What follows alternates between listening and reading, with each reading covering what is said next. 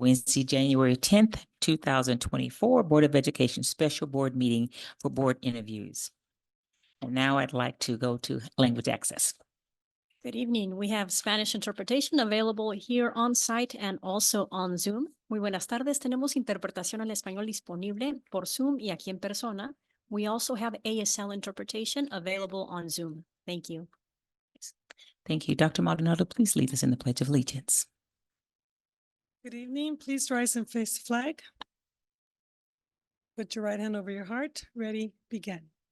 I pledge allegiance to the flag of the United States of America and to the republic for which it stands, one nation, under God, indivisible, with liberty and justice for all.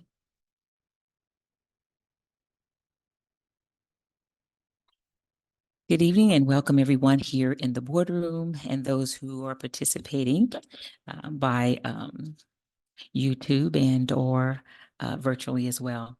I just want to remind us that I want to thank everyone for their interest in our board trustee vacancy. Again, this is our second night of interviews, and understand that civic service is essential, and the person who takes on this role will have the important duty of directing our children's future. And we want to maintain integrity and transparency of the interview process. We originally had 16 candidates to be interviewed during over these next two meetings. The applications were brought forth upon meeting the qualifications. As stated at the beginning of last night's board's meeting, we have made a few changes to our agenda for today. We are now interviewing 14 candidates. 6 are completing the second night this evening. Candidates Margaret Eastby and Jacqueline Enda, both scheduled for today, withdrew their applications. After confirming with candidates, we have adjusted today's interview times, and we see our first candidate, Kate Parker, is in the room today. Her time starts at 5:15. Julian Safran will start at 5:47. Luis Esparza will start at 6:19. Gio Gilback will start at 6:51. Mario Delicia Jr. will start at 7:50. James Gribble will start at 8:22. Each interview is scheduled for 30 minutes within a 2-minute passing period. All candidates have received 5 questions ahead of time, and they'll also be there in front of them as well. So we interviewed 8, as I said, last night, and we'll interview 6 today. We look forward to hearing from the applicants and their vision for the district. We thank everyone for stepping up to be a part of this this important process. And now we will see if there's any public comment requests. We have one virtual public commenter, Ivan Vega. Do we have Ivan Vega online? Ivan will have 3 minutes.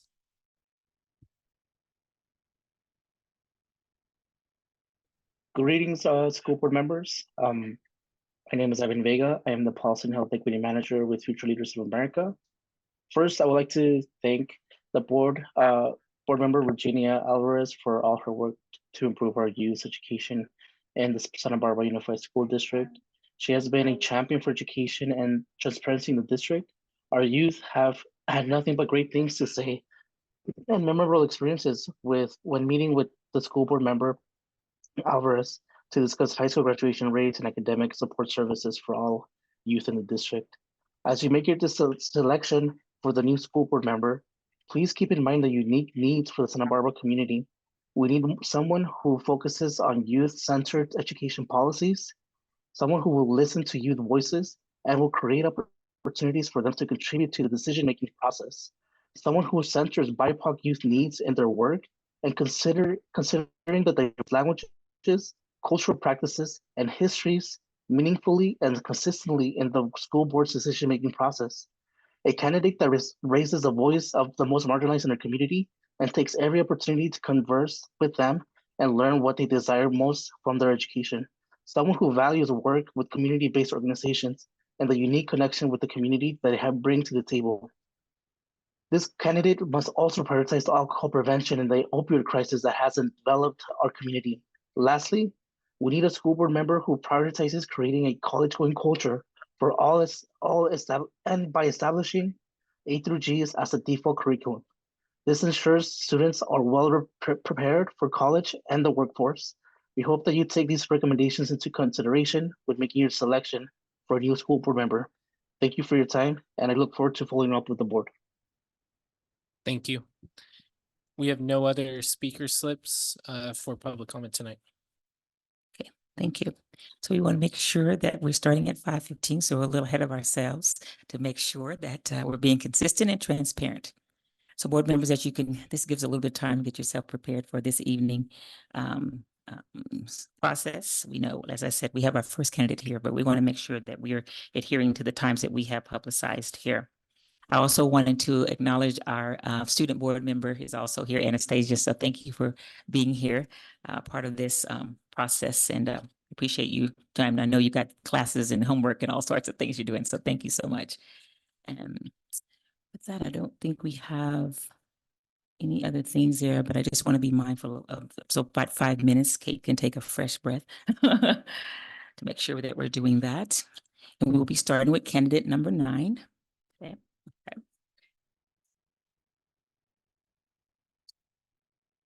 For being here, you're our first candidate for this evening. We'll have the 30 minutes for this interview process, which also includes an intro and any closing comments that you might want to add that you haven't already shared with the board. As I said, the questions were given to you ahead of time. They're also on the table there somewhere. And each of the board members will ask the questions one at a time and come back to you. So with that, I get to have the first question. Should I jump into my Your intro. My intro? Yes. Okay, Mhm. thank you. Yep. First of all, thank you so much. It's an honor to be here. I appreciate so much the work that you all do. I know it's hard work, and I know how dedicated you are to the students and families of Santa Barbara and Goleta. And I also want to thank Virginia Alvarez for her service. I think she did a tremendous job while she was here, and I'm sorry that she had to leave early. My name is Kate Parker. I came to my interest in public school education, both by being a student myself in the Carpinteria area growing up, and then finally moving to Santa Barbara, the big city, in 1992, and raising my 3 children here. I was a parent advocate at Adams School. I was the Adams PTA president. That is how I first became introduced to what happens at school boards and how diverse and interesting the work is and how important the work is. I first ran for the Santa Barbara School Board in 2006. I ultimately was elected to 3 terms, served 12 years on this board. During that time, I attended many trainings with the California School Boards Association. I received a master's in governance certification through the CSBA. And during that time, I also served as the district's board rep to the County School Boards Association. And in that role, when I was president of that body, I led candidate development trainings up in the Santa Ynez area for all members or possible candidates in Santa Barbara County. And I also helped organize and lead school board development trainings up there as well. In 2018, I decided I needed a bit of a change, and I ended up running for the Santa Barbara City College Board of Education. Served there for 4 years through the pandemic. So I am also still kind of recovering from that pandemic experience. Ultimately, in last year in 2022, I guess it's almost a little bit over a year now, I decided not to run for a second term at City College because I had an increased workload at my day job. So my day job, I'm a library director, a high school library director at an independent school in Carpinteria. The projects that I was working on that were taking more time, they are starting to wind up. And so I thought that given the need for a board member at this time, I think it would be good to have somebody with direct experience to step into the seat. I decided that I would apply. So thank you. Thank you for having me. Thank you. So I'll start with the first question. Thank you for reminding me. I'm getting happy we want to get into it. So thank you. What is the role of the board? I want to note that, of course, you have board bylaws, you have a board superintendent protocol. There are California School Boards Association guidelines that really give good descriptions of what the role of the board is and the role of the individual board member. And that I heartily support everything that I have been trained in, everything that I have trained others in. And I think that they are really well done. I love the American system of public education, the idea that a local community knows best what is needed for its local students. And so as much as possible, your schools are a reflection of what they're under local control. You have community members that are participating in it, and they are helping your unique students in your unique area, whatever their needs may be. So there are 5 overarching areas, and I have notes here so I don't forget those 5. The board members are responsible for. Number 1, of course, is the long-term vision. That's the strategic planning. That's the long-term goal setting. Number 2 is establishing an effective structure for the district. So that means that's about revising, reviewing, adopting board policies, adopting curriculum, establishing your budget priorities to match your long-term goals, and of course, setting direction for and approving collective bargaining agreements.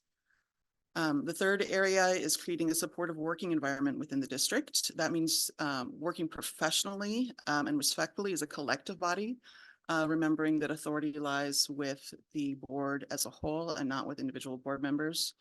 It means upholding existing policies, even when there's disagreement about those policies, and building a positive board and district climate.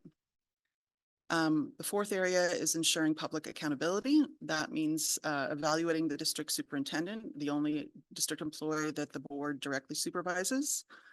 That's the budget oversight, reviewing and approving our budgets and changes to our budgets. And then other areas are like the judicial and appeals body for everything from transfers to discipline. And then finally, the last area is providing community leadership for public schools. That's being visible at schools. It's getting invited to speak with community and parent groups. It's building an ongoing relationship with our elected leaders, not just turning to them when you need them to run specific legislation, but having a long-term connection with them, and really being the voice for our schools in our community. Thank you, Mr. Escobedo. Welcome, and thank you for replying. So I have the second question. How does an effective school board ensure opportunities for parents and community members to express their diverse range of views to inform board deliberations on important policy issues? Thank you. That's a good question. I think it's important to note that our school district has certain avenues for parents to participate in the schools beyond just participating in your personal child's classroom. Those are committees from site council to PTAs to our English learner advisory committees, both at the site level and at the district level. And I think that it's important, especially for newcomers to this district, that in those avenues of committee work and connection with the district, that principals, site leaders, whoever is participating in those meetings and trainings, that they understand that they can invite board members to those, that board members will come and speak, and that board members are really not just open to it, but eager to do that. And that they also, I don't know if they still do it, but they used to have field trips, for example. They would bring, for example, the district English Learner Advisory Committee, they would come here so that they could get a taste of what a board meeting is like and to understand that they have a voice in board decisions. So I think that's an important underlying structure. I think that the board, as much as possible, needs to go out as individual board members into the community. I think that they need to go to community organizations and to seek out those opportunities to speak in public and listen in public. And I think we need to do it at times when it's not always, board meeting times are not always convenient to working parents. And so there may be times on weekends when board members need to be available for either individual meetings or for group events. When that happens, if it's an individual, I think that the board report function on a public agenda is a great time for board members to summarize who they've seen, who they've been talking to, and to share, not necessarily, there's not a lot of time, you might not be able to go into the nitty-gritty of concerns, but to share that this is a group, for example, that might want to talk to other board members. I think that it's important to encourage people to come to our public board meetings. I also recognize that there are some people that are very uncomfortable with public speaking. And it's important for them to understand that their voice, if it's written, is just as important and just as heard as if they come to the meeting. I think that that message needs to get out so that those who are intimidated or don't have the time, maybe have other pressures on their lives where they can't come to this meeting, that they understand that whatever they've written to the board and that there's easy access to emailing the board through the website, that they can make that, make their case, make their statement, make their views heard that way, and it will hold as much weight as the person that stands up at the podium, wherever you locate that podium. I do think, and this, I'll note that at the end of the year, there was a piece, I think it might have been in News Hawk, I'm not sure. I do know that it was by Josh Molina, our local reporter, that had some suggestions about how to improve our board meetings. And there were some good ideas in there. And one of them was, when you know that there is a large group of people that are going to be here, to consider moving the meeting to a larger venue. And I know that often it's technical reasons why that doesn't happen, especially in this stage and age when we want to have good language access. It's so important to have that when we want to have, the hybrid meeting where people can communicate online, that sometimes some of the locations that we might want to move a board meeting to, that's not easy. But I do think that to encourage more members of the public to come, to know that there will be some place for them to sit, to know that they could bring their kid with them if they needed to, that's an important alternative as well. Thank you. Mr. Manning.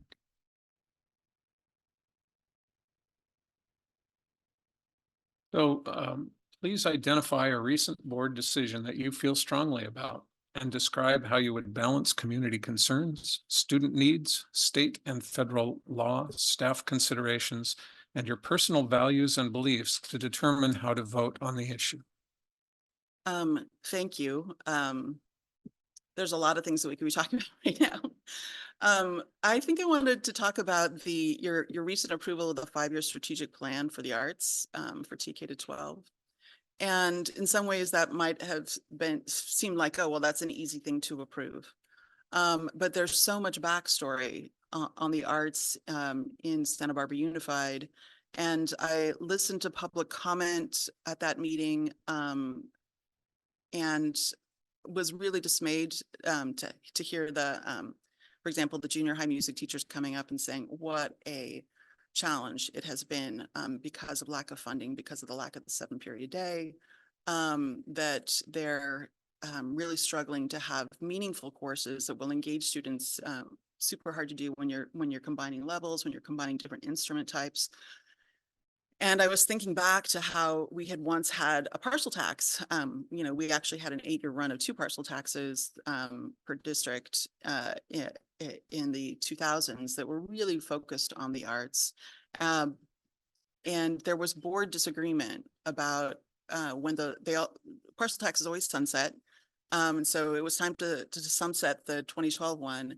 And in 2016, the idea was, there was it seemed like a no-brainer. Well, we should just do it again. But we had board members who really strongly felt that, oh no, the arts need to be integrated. They're so important. They need to be integrated into the budget. And we had a budget at the time that could do that.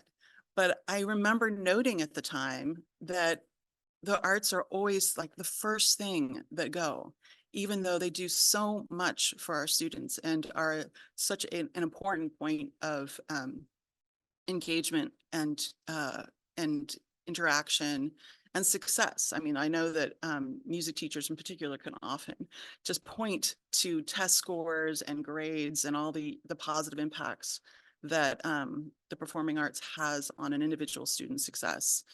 And so listening to that and realizing that the circle has come to this point where, again, it's been so defunded, but then to hear the committee, to me, that was kind of the ideal structure. You have a really strong committee coming together, putting together a plan and Gabe, I think that you were the one that was talking about how it's so important to have touch points that are realistic and it's not a shelved plan, that it's something that really gets worked on.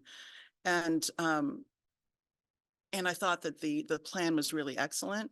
And that my question ended up being, I know that there's the possibility of the arts block grant, and then there's so much drama over the state budget that it's a little bit unclear what's happening.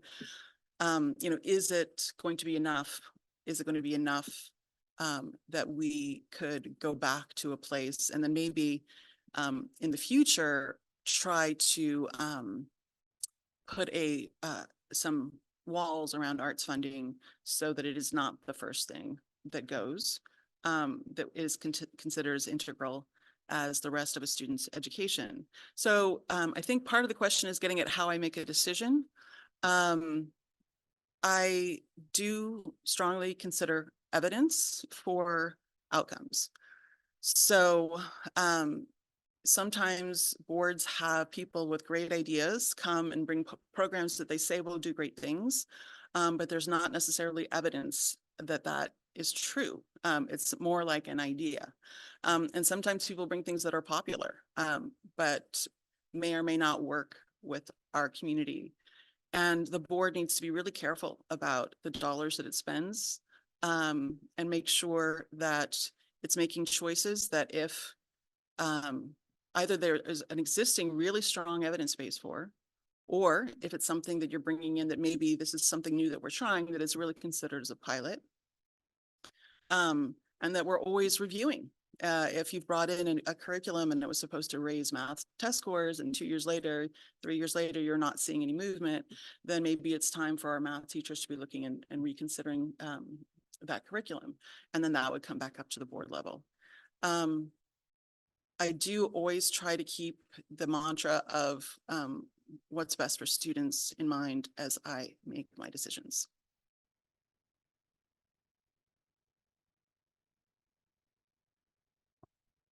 Thank you. Ms. Munoz? Okay, let's see, I have question number 4. What's your experience with collaboration when there's a difference of opinion? I have served on boards with a lot of difference of opinion over the years, and that can range from pretty narrow things where maybe people have slightly different ideas. And those can sometimes be hashed out actually in a board meeting while maybe you're discussing a policy and somebody has one idea and somebody has a different idea. And that's pretty straightforward. I think it's more challenging, but also more interesting when there's a greater viewpoint diversity, both on a board and within the members of the public. I think it's extremely important to listen to all voices, to go into votes and issues with an open mind. There are many, many times that I have changed my mind, both from listening to a member of the public, listening to a member of staff, listening to other board members. And so I think it's very important to go into any discussion on an issue with an open mind. The way it's worked for me very specifically is sometimes, often, if there is a board member in particular where I know that there's really strong disagreement, of course, the board has to be considerate of the Brown Act. And so on a board with 5 members, there's just one other person that you can talk with. And I have often, especially as board president in the past, very strategically made my one other person the person that I know is who has publicly said in board meetings that they're in a very different place than I am. And that is, in some ways, it can be hard, but it also means that that person feels really listened to. I feel listened to. We sometimes can come together and come to the board with some sort of compromise. And then I have had boards where there's been a board member who is so in such disagreement and really so resistant to working as a collective body, that there have been times when absolutely I've had to essentially work to the board superintendent protocol. Like there are some basic expectations here. This is how we will, you know, if nothing else, we are not going to, you know, we're not going to have one board member asking for reports from somebody. We're going to keep the conversation respectful on the dais. And, you know, if there are specific issues, then, you know, you can have one-on-one conversations. But it is rare, fortunately, that happens. It is rare that happens. And usually there's a way forward and a way to be respectful and open-hearted and open-minded when you're listening to people with different ideas than you. Thank you. Thank you. I have a question number 5. It's two-part. What is your understanding of the funding structure of Santa Barbara Unified School District and the board members' role related to the budget and fiscal health of the district? If selected, how will you contribute to make sure that the district continues its good fiscal standing? Thank you. So I know that Santa Barbara Unified right now is in that model of funding that we are now calling community funded. I know even when I was leaving the board that it was in 1 year, out another year. So it's right at that tipping point. And I'm not sure this year, like how far into it is. That's a difficult place to be. I think people, when they hear that you're community funded, there's an assumption that the district, that means that the district has a lot of extra money. But as an example, I went back to data from just a few years ago. And of course, around us are all these community funded districts. But Montecito was getting 43,000 per student, and this was a couple of years ago. Santa Barbara Unified is getting about 17,000 per student. And even though it's tipped into community funding, it won't be getting that much more. So there's these huge disparities between the local districts. And I think that can be hard for people to understand and to process. I think a lot of people don't quite understand community funding, and, you know, education funding policies and regulations are challenging to explain. So the board has a really important oversight role, both in sort of setting the district's priorities and making sure that the budget funds those priorities, but then monitoring the budget and the actuals as you go along. I think it's very important that those numbers be as accurate as possible. And I know that it's not unusual for there to be some, you know, corrections that need to be made, but that needs to be done transparently and as quickly as possible when they're caught. But I think that it's really important that the board asks questions if there's something about the budget that needs to be changed. It is a huge priority for any board. I know it is for you to stay in positive certification. I would always make sure that any collective bargaining agreements that I approved, that any spending that the district chose to do, that it was always in line with making sure there were healthy reserves, that there was no risk of 2 or 3 years from now of being in a situation where the district had to call in like outside assistance like FCMAT, for example, to try to get itself out of some challenge that it's gotten into. That certainly happened to this board when I was on it several years ago. When I first came on the board, actually, we did a 3-year collective bargaining agreement, for example. 3 years, it seemed it was a great idea. And then it was right before 2008. And it ended up making everything so hard because with the idea that we were doing something that was really stable, it ended up really destabilizing the district. So you have to be careful about that. And I think that is all that I will say about funding at this point. Okay, thank you. So we still have time here. So if there are any final comments you'd like to share with the board that you haven't already shared. So I think my final comment would just be that I think you have some fantastic candidates that are applying. And I decided to apply to give you the option of really deep and direct experience. I think you'll do great with whoever you choose.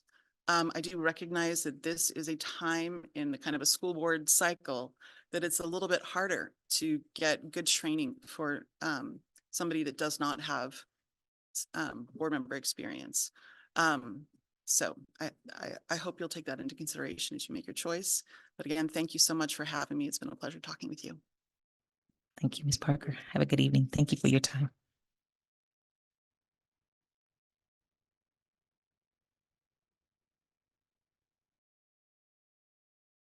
You. Hello, hello. Good to be here. Thank you for the time. Thank you. So we'll have about 30 minutes for this interview time here. The questions are there in front of you. You also receive them ahead of time. Board members will be asking questions one at a time. Also, which the 30 minutes includes an opening and closing comments. And we'll begin with an intro and then we'll ask the question. I just want to make sure we're in that order. Cool. All right. So we'll start with your opening comments. Listen, fellow citizen of Santa Barbara, happy to be here. Thank you guys for opening up the opportunity to the public and of course for candidates like myself to step into this important role in the election year. I am a product of California public schools, and I do that and I say that very pridefully because public schools are the gateway for kids like myself who are children of immigrants. My father, Armenian descent, mother, war refugee in Vietnam, to rise through the ranks and reach our goals, whatever those may be. You know, and for me, it was going to law school. It's coming back to California immediately. I cannot handle the cold. This right here is enough for me. And I went to law school on the East Coast. That was enough. Came right back to California. But in any event, I think education is a pillar of our society, and that begins with how government involvement and our public schools can empower people from all walks of life to attain an education that will help them, again, achieve whatever they want. Doesn't need to be law school. Doesn't need to be being a doctor or engineer. It could be anything. But it's important not only that we give people those opportunities, but that we are, paying close attention to the values that we are imparting through policy for our kids to learn from. Because not only is it an educational and economic arena of empowerment, but it's also where a lot of kids learn basic morals. And, we're teaching them to be upstanding citizens and fellow community members, friends, family members, all of it. So it's very important. And I thank you for the time. Okay, so we'll start with the questions. I have your first question. What is the role of the board? Thank you for the question. I would break down the role of the board into three main pillars, so to speak. The first is general leadership principles. And to me, what that means is, you're part of the community here, representing, in this case, specific districts. And being a leader politically means being out with the community. It means engaging with your citizens and listening very intently, eliciting feedback from them and what their concerns are, going door to door, holding office hours. It's being out there with the people. It's just talking to them. It's channeling their interests into the policies that they support. The school board at its core is the governing body for the local school district's policy. So I think the leadership effect cannot be understated. And I also say that because I think in the US, school boards have become increasingly more focused as one of the entry points for grassroots political organizing. When I had initially moved here a few years ago, I helped Emily Zacharias with her school board campaign. And I saw very quickly how, as recent as like 5-10 years ago, people rarely even cared about these school board campaigns. But now, because of obviously, I think the polarization in the country and the competing visions that different political parties have, it's more important than ever that that leadership aspect of being a member of a school board is emphasized and focused on. So I think the first role is to ensure that people on the school board are listening and being out there in the community, channeling that into policy. The second is oversight. It's managing the superintendent. It's reviewing the budget with a hawk's eye and ensuring that, the competence is being prioritized above all else. Because if we don't have competent leadership and governance at the school board level, then ultimately our students and our staff will suffer. So competence is key. And I think that's where the oversight comes in. And the last point is policy. And I touched on this before when I mentioned, the leadership principles and the importance of the school board in that context. But I think policy is also the individual school board member's vision for what they are going to bring attention to and use their platform to focus the school district's resources on. And there are a lot of things happening in the world. So, from artificial intelligence and the way that we're going to treat and help students incorporate that into their learning process to, in certain districts, not ours, thankfully, the attack on marginalized groups of students, to gun safety, which in California, I think we're doing a decent job. But of course, this is something that can happen anywhere. And knock on wood, it never happens in our state ever again or in our community. But, the role of the board, I think, needs to be to take an innovative approach and a bold approach to policymaking, because maintaining the status quo will only get us so far. And especially in a community like Santa Barbara that has very unique challenges with how expensive the area is to live, I think that's even more relevant and important. Thank you, Mr. Escobedo. Thank you for being here. I have the second question. You're welcome. How does an effective school board ensure opportunities for parents and community members to express their diverse range of views to inform board deliberations on important policy issues? Thank you for the question. I alluded to this in the answer that I just gave with question one. The first lever I think that will help engage the community is obviously platforming folks at board meetings like this, which I think the district does a great job at, to be frank.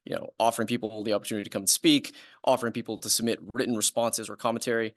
That's very important. So too is going out in the community, talking to our neighbors, knocking on doors, even if it's unsolicited, just say, hey, I'm your neighbor. I'm also a school board member. What can you tell me? And what do you think I need to know about the school board? How do you feel about this recent policy decision we made? Is there anything that you want me to know as your representative? That goes a long way. And I think it's not just going door to door, but it's going to community events and having that same open mind and open ear, more importantly, to listen to people. Beyond the standard stuff, though, talking to people in the street, opening up a forum for office hours, coffee with the school board member, those types of things. I think maintaining a digital presence is really, really, really important. And the world is only getting more and more digital. I don't need to rattle off the demographics here. I'm sure you guys are familiar, but the kids are on these platforms at rates that are even higher than every generation, that is older than them. That's only going to continue as generations age out. Every single time you post something on social media, you have the potential to reach not only, the immediate community, but also many people beyond that immediate scope and target. And I'm not saying that we should be using social media to try to start a national dialogue or debate. Definitely not. But I think it is really important to create a presence and a brand on social media, both for individuals, but also as the school board, just to communicate ideas and update people on what's happening, and also to elicit and solicit feedback from the community and the citizens. And this is another way to get the word out. I think part of the big problem in some ways with politics is folks' relative helplessness. They feel like they don't know where to turn, or they feel like if they send something, to this email inbox, maybe it's not going to get read. A lot of people, though, I think just are left out entirely, and they just don't even know where to start. And for them to, go onto Google and research, how do I contact this person? That type of initiative, a lot of people just don't have that in them to go that far. And I think what social media can help do, and it doesn't have to be just like Facebook and Instagram, but it's just having a digital presence in general, is help get the word out that we are seeking feedback, that we want to hear from you, that this is what just happened, and this is why we did it, to further, justify the decisions the school board has made and defend their stances, or to take the offensive, in the sense of, we did this and we're not going to back down from it, even though we're getting the criticism. Here is why we did it this way, point 1, 2, and 3, and responding to that. So, engaging with the community goes beyond just the meat space, so to speak. And while that's crucial and will never, should never be sacrificed, I think the digital component can't be understated either, because people are just spending more and more time on their phones. And that's, for better or for worse. Thank you. You're welcome. Mr. Banning. Hi. Please identify a recent board decision that you felt strongly about and describe how you would balance community concerns, student needs, state and federal law, state staff considerations, and your personal values and beliefs to determine how to vote on an issue.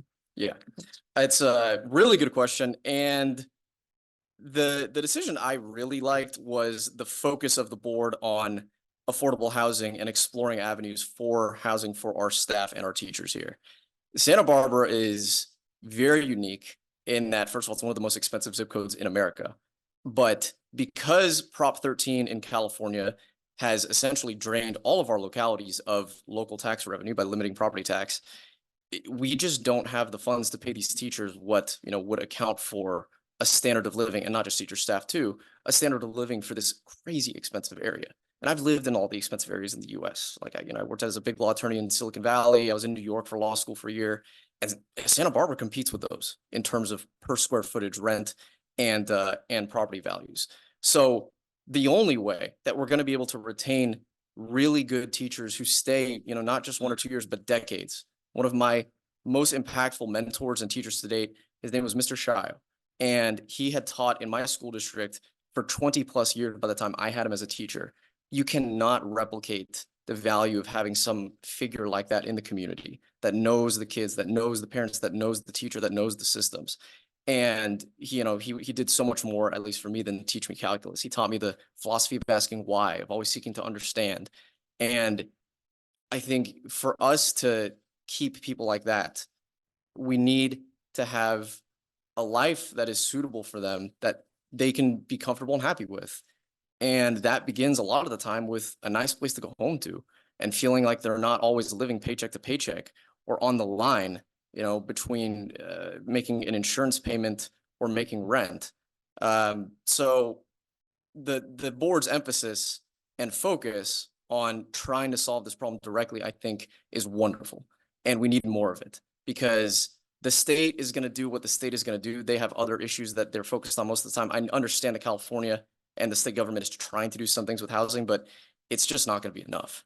And because our system is so focused on a locality by locality based governance structure, especially with schools, I think we have to do it at the school board level. So the focus and the implementation, the researching of this 40-unit development that could potentially go up for our teachers, I think that's amazing, wonderful. And I think I touched on these various considerations, but just to draw them out, the community concerns and the student needs, I think, are one. Having the best teachers who are able to afford a lifestyle here that they're happy with, that's just better for the teachers, obviously, and it's great for the students who now have more quality education with somebody with experience. State and federal law, I hate to say it, I don't really think they're going to help us much here beyond what they're already doing. Federal law, kind of a mess. We don't need to get national, but Congress can't even do basic, budgets at this point. And the state, I think, is in some ways, I don't want to say it's not relevant here, but because we're community funded and this is a monetary issue, I don't really see the states beyond the general housing policy they're already proposing doing much more on this. That's also to say that this policy proposal and building housing, prioritizing, it's also not inconsistent with state or federal law. There's no issue there either that at least I see.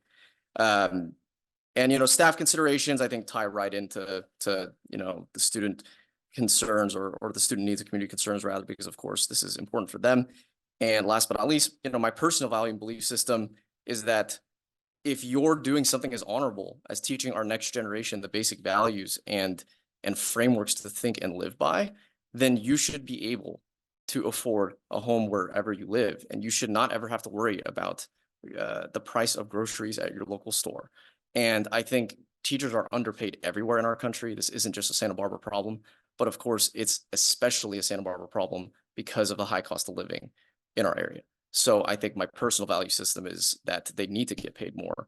And so this decision, I think, was amazing and exactly where the attention needs to be paid. Thank you, Ms. Munoz. You're welcome. Okay, I have question number 4. What's your experience with collaboration when there's a difference of opinion? Great question. So first of all, I have a lot of experience with this because it's kind of my day job. I'm a transactional lawyer by trade. I represent small businesses, content creators, social media influencers, and I often get into head-to-head negotiations with opposing counsel over various things like brand deal terms, investment policy proposals, and all sorts of other legal jargon that is very boring and we don't need to get into. But the bottom line for me is when I see a disagreement, the first thing I do at least in a negotiating context, if I know that there's a deal that is supposed to be made, is I try to find common ground to get to a deal. So I understand what is it they're asking for, but not just what are they asking for, why do they need it? Why is this important for their client or for their stakeholder? And then what does my client really need and what do they really want? Because sometimes they can say they want one thing, but really what they're looking at and is important to them is something else. Delineating the differences are important, and I just try to find a common ground that can respect what my stakeholder wants while also getting something out of the other party. And that's just clear communication. It's, I think, transparency to some degree, not too much where you're divulging more than you need to, but I think it builds trust in the counterparty. So, I think getting a deal is important, and I wanted to cover that. But there are some areas and contexts where differences of opinion may be insurmountable. Okay, I recognize that, especially when we're talking about policy and politics. I mean, I've been doing live debates on TikTok in front of like thousands of people where I'm debating people who disagree with me politically. And there are many things that I just will never see eye to eye with these other people on, and they will never see eye to eye with me on. At that point, if that's the sense that I'm getting, then I look at the big picture and ask myself, what is my goal in all of this? And if my goal is to get my policy through, then the next step that I take is organizing and overpowering the other side with competence. And sometimes you have to do that. It doesn't work to just come to the meeting of the minds and reach a deal, because it's just not in the cards. So I think using your discretion, obviously, and judgment is important. And in the school district context, in our district specifically, I don't see a lot of the latter of what I discussed, to be clear. There are occasional people, I think, who disagree on the edges, but at our core, I think folks on the school board, you guys, and most of our community members agree predominantly on major values and focuses that the district has. All of that, that's generally like my framework when I come across somebody I'm disagreeing with. I'll also say that it's important to always explore the other side's point of view and perspective too. You're never going to understand or get anywhere in a discourse if you're just, oh, you're saying that and I'm on this team and that's it, and just be dogmatic about it. That doesn't accomplish anything. So at a baseline, my first order of business is also obviously to listen to what they have to say and understand where they're coming from, empathize with their point of view. And from that point forward, figure out, what the best strategy is to go with from there.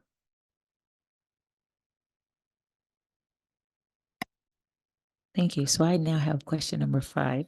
It's 2-part. What is your understanding of the funding structure of Santa Barbara Unified School District and the board members' role related to the budget and fiscal health of the district? And second, if selected, how will you contribute to make sure that the district continue its good fiscal standing? So as I mentioned earlier, the district is community funded, and it's been that way pretty consistently now. The hope is obviously that it remains that way, because that means we're doing, I guess, financially as best as we can relative to what the state would offer. And of course, real estate prices in Santa Barbara haven't declined. I think they were immune from the Great Recession. I don't see that changing either, especially because of how desirable California continues to be, and this area no less. So community funding, I think, is a positive.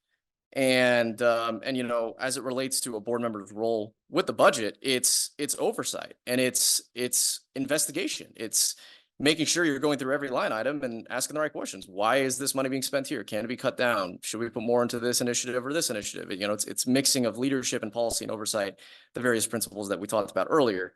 And in that role, I think there's multiple layers. One of them is it's not just going to be asking the questions during board meetings to the official that's sitting right here or wherever else. It's also going to be meeting with them for coffee and just talking to them to understand, how does this system work? Can you catch me up on it? Getting the latest gossip. Maybe there's like some new accountant or accounting firm that has come in, and that's the reason we've had a delay. I don't know. It could be a million things, right? But I think engaging with the people at a human-to-human level is also important to help frame your understanding of the financial state of the district beyond the academic and theoretical, educational side of it. If I were selected, how would I contribute? I'd contribute in 2 ways. One is to do the things I just laid out, which is talk to everybody and just learn as much as I can, share that information with the other board members, just get as much information as possible. And, with that, also pair it with appropriate questioning and investigations or oversight of the budget during meetings. And of course, through the process of being a school board member.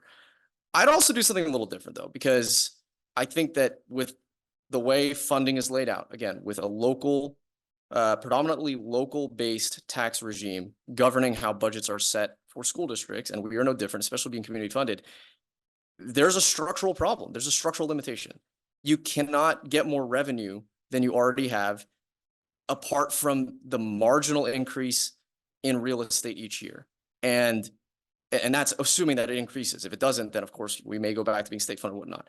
So what I've actually explored thinking through is a proposition that is citywide that would raise revenue specifically to address staff and teacher pay.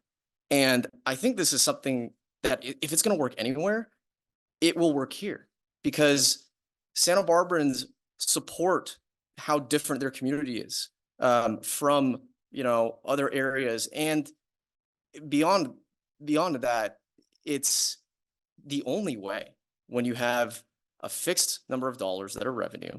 And if you want to increase the costs, in this case, we're talking about increasing teacher compensation or staff compensation. The only way to do that is to raise more money. The state's not going to do it. The federal government is going to do it. The only way left, the only lever that is in the control of our hands as citizens of this community, is to go to the voters and try to convince them of the importance and the value of raising revenue for the purpose of compensating, you know, these folks in a way that is, you know, more fair and more equitable, especially given, like we talked about, how expensive this area is. We're not talking about giving these people a Ferrari. We're talking about letting them afford, you know, a 2-bedroom, 2-bath condo for their family, and not have to think about and wonder, okay, this is what my life looks like teaching in Santa Barbara, but if I go to this other city, then I could maybe have a bigger house, and I'm just going to do it now, and I'm not even going to give this the time of day. So that's something that I think is worth exploring, and that I would definitely use, you know, the platform of being a school board member to work with the city on developing, and of course, assuming that the legalities check out behind it, then campaign for and hope to implement. Thank you. You're welcome. So do you have any final comments you'd like to share with the board?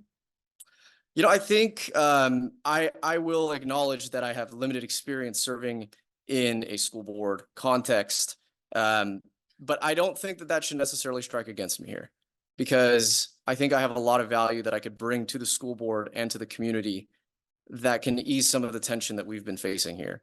And some of that is being more innovative with ways of communication, like building out social media and digital channels of communication. Some of it is just getting on the ground and being a workhorse and meeting people. And some of it is thinking outside the box and being innovative with policy here and just trying something different, understanding that it may not always work, but that doesn't mean that we shouldn't try.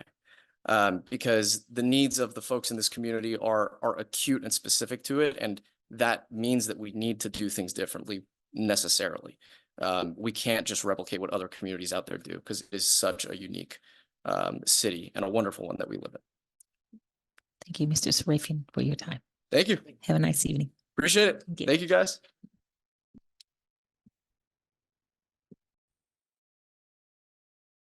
Mr. Esparza, our candidate number 11. Thank you for being here this evening. My pleasure. Thank you for having me. Yes. So we'll have about 30 minutes in this interview process. Board members will be asking questions one at a time. They're in front of you, as well as they've been provided ahead of time.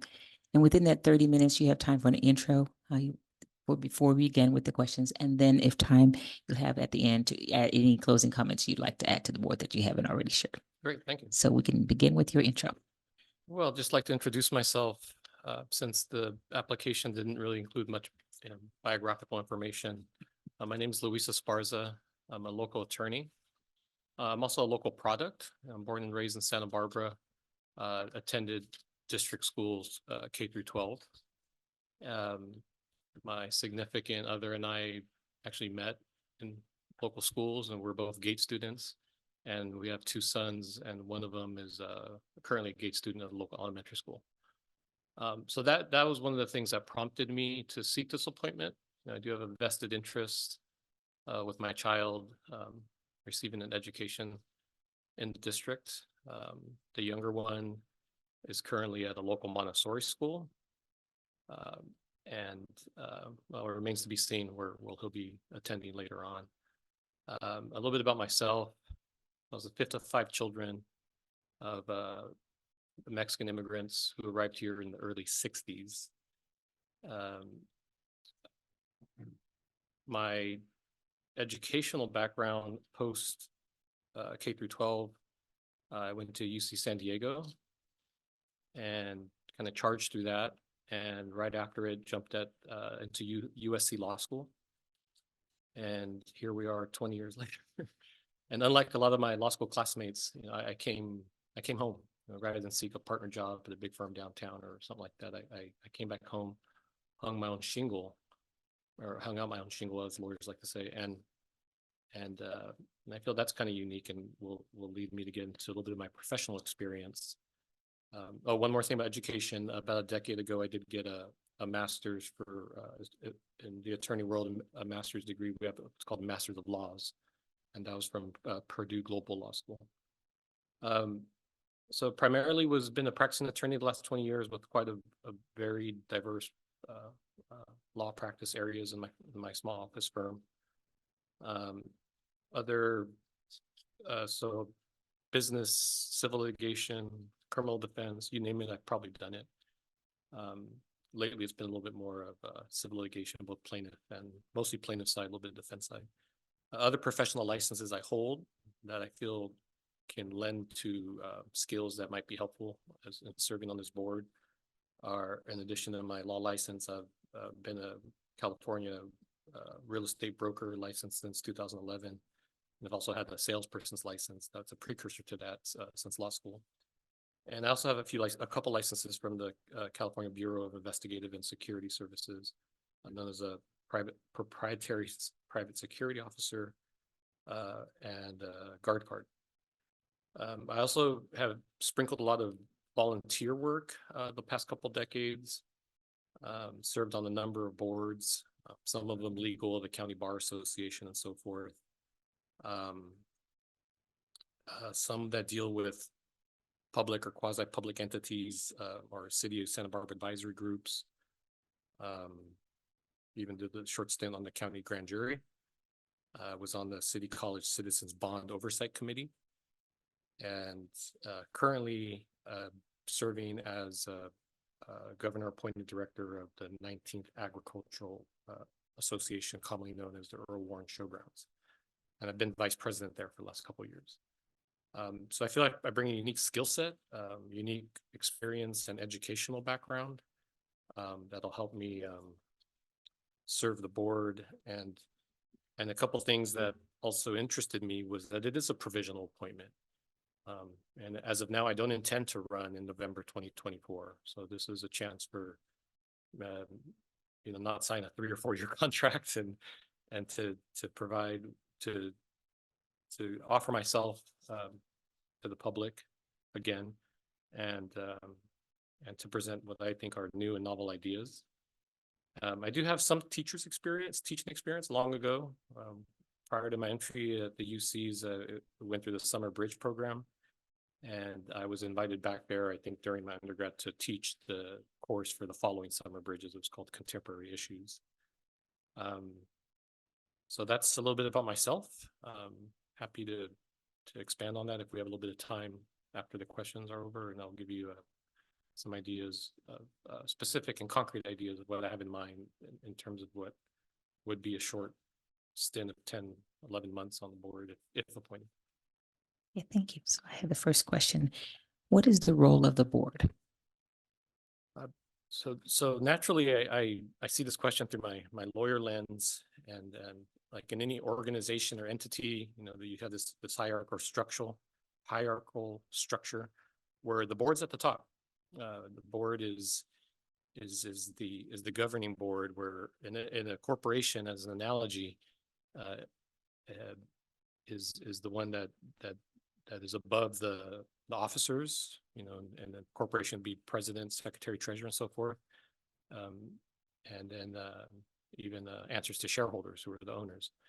But in public entities, what I like to do is invert that triangle. And even though the board's at the top, these are generally elected positions, and there's again, another legal term, fiduciary duties. which, basically means integrity, loyalty, and putting those interests ahead of oneself. And the reason I say it's an inverted triangle, because in a public entity like the district, even though the board has a higher position and even staff and the CEO, or in this case, Superintendent Dr. Maldonado, answers to the board. But that broad base on the top of a triangle is the public. And that's who really the fiduciary duty is to. It's to the public, to parents, taxpayers, and of course, students. And I think what's lost in sometimes is that we're here for the students, as the mission statement says.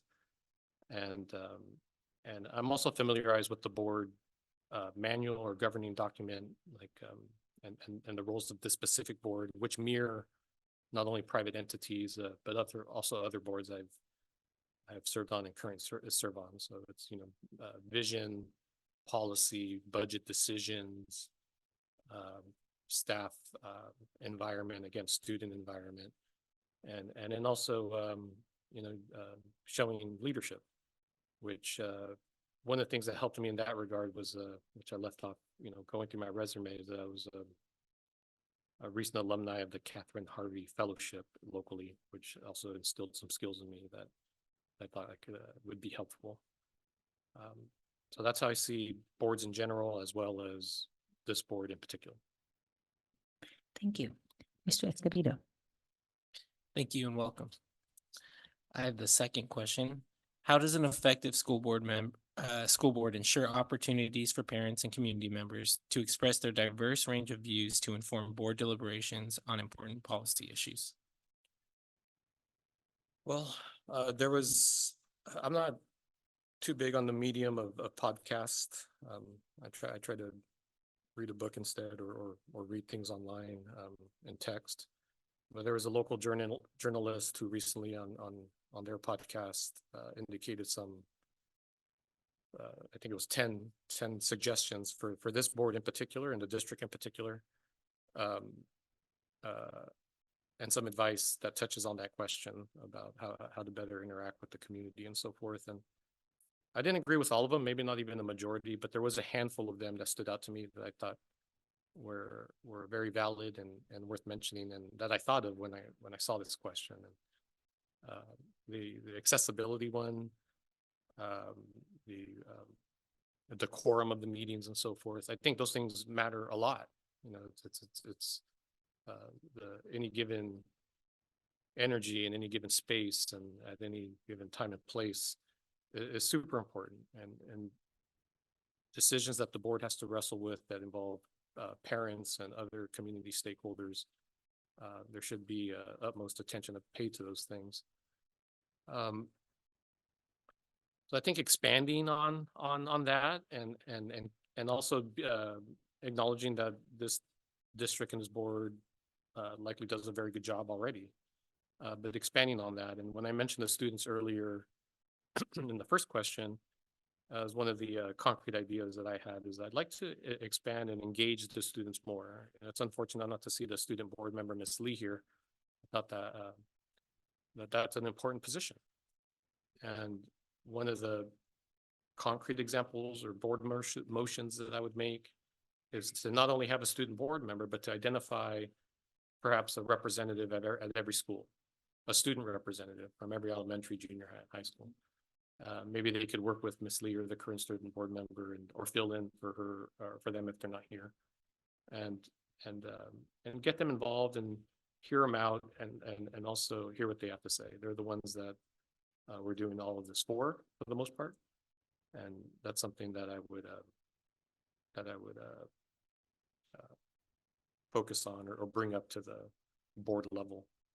But all in all, I think this board does a great job. I would just seek to improve, as it's always good advice to seek to improve ourselves as an organization and as a person.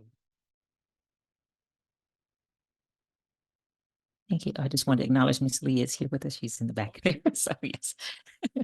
Thank you. Still getting the lay of the land. Yeah, absolutely. Absolutely. Mr. Banning. All right. Please identify a recent board decision that you feel strongly about and describe how you would balance community concerns, student needs, state and federal law, staff considerations, and your personal values and beliefs to determine how to vote on the issue. And there's a lot in that question. There is. And because of that, there was actually a couple things that came to mind, maybe a few. And one that was maybe not so recent was recent board decisions regarding ethnic studies as a requirement.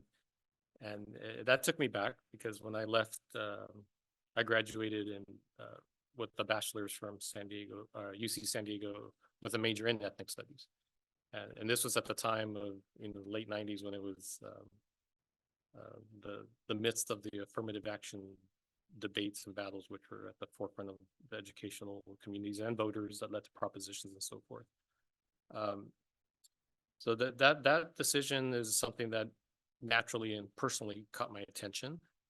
I think it was a step in the right direction. I think it was former Supervisor Capps who said that Santa Barbara should take the lead on that type of thing, and it was done.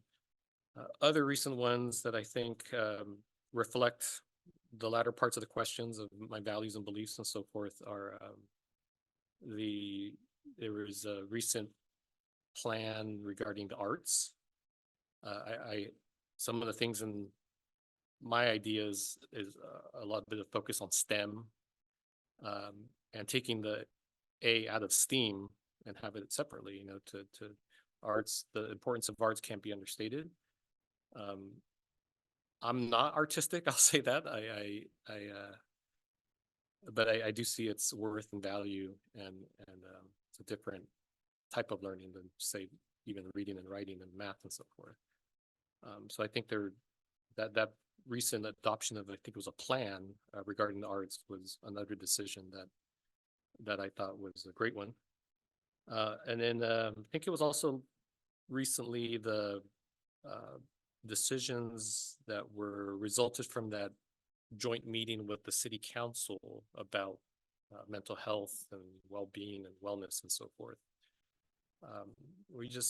That issue is just becoming more and more important as we proceed towards the future.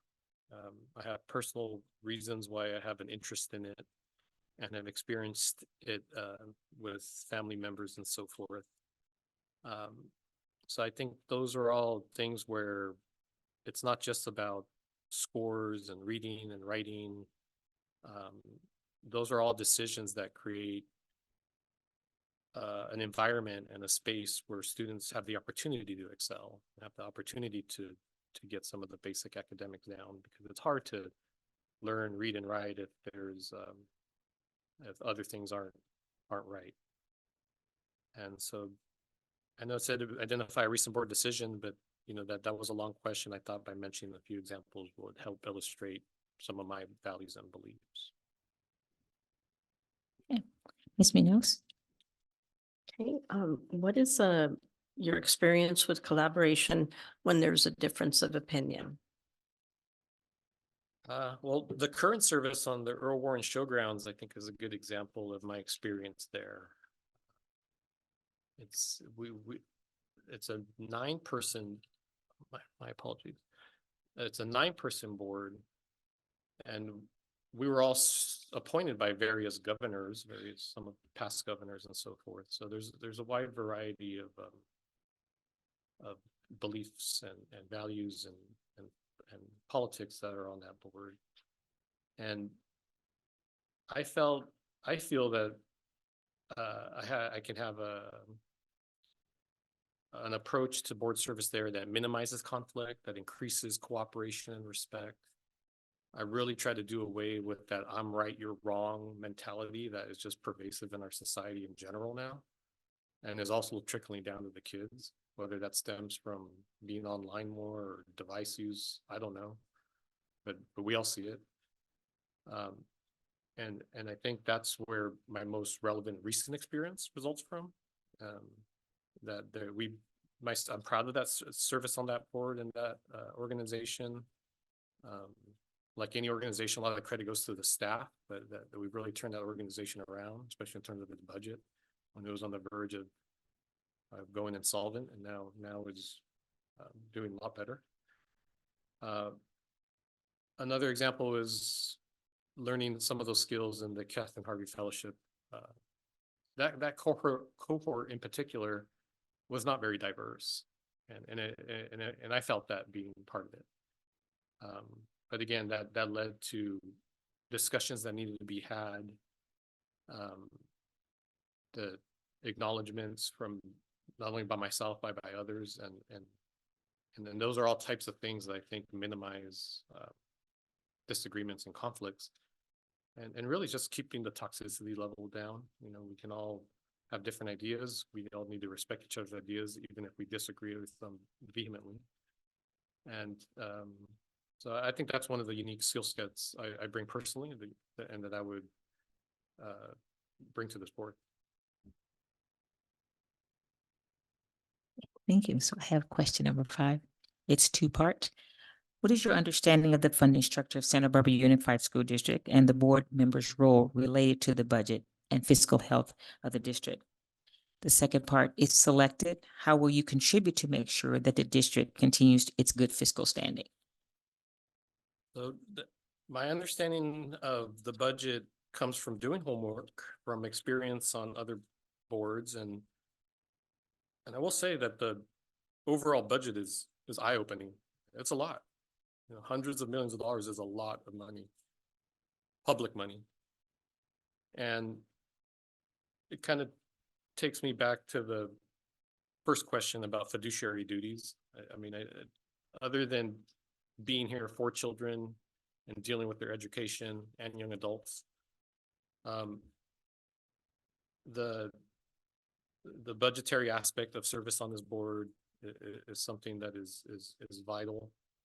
I do have an understanding of where the money comes from and the community funding model of the various streams that come into the budget, whether it be federal government, state or local, property taxes, lottery. I think there's this approach that there's money that comes in and that's all there is, and what do we do with it? And what I would propose, and if selected, how I would contribute is by trying to increase or think of new revenue streams you know, per the education code and per board policies, and digital assets are things that come to mind. You know, current leading hedge funds and big banks are about to approve certain ETFs related to digital assets. And that's something that, as it becomes normalized and entering mainstream financial channels, this board, as well as other public entity boards, councils, boards of supervisors, and so forth, would be well advised to explore that, or at least looking into those ETFs if they don't feel comfortable holding or don't know how to obtain those assets in the first place. A late lawyer who was a friend of mine was responsible in setting up one of the foundations where the PTO foundation where my son currently goes to school, and I would hope that every school has a similar foundation. That's another thing that I would propose, is having some sort of, if not a requirement, a strong recommendation that each school and each PTO has a accompanying 501c3 that can serve as a vehicle for additional funds to help students, whether it be at that school or to help enrich the educations and pay for some of the extra classes that have been cut maybe in the past because of budget shortfalls and so forth. And also leaning on public-private partnerships. You know, we're so blessed here in this community to have the weather, the industries, just so many things that can point at that could be leaned on by this board in terms of creating partnerships. And this could be anything from, I know there's a lot of crossover with nonprofits already, with, you know, appointments to the County Education Foundation and things like that. But again, expanding on those and thinking of new ideas to see what new partnerships can be created that could buttress the budget. So those are just a few of the things that I feel are concrete that I would bring to the table. I mean, I have motions in mind that I would make. I have issues that I would bring up at committees if selected for the standing committee that exists under this board.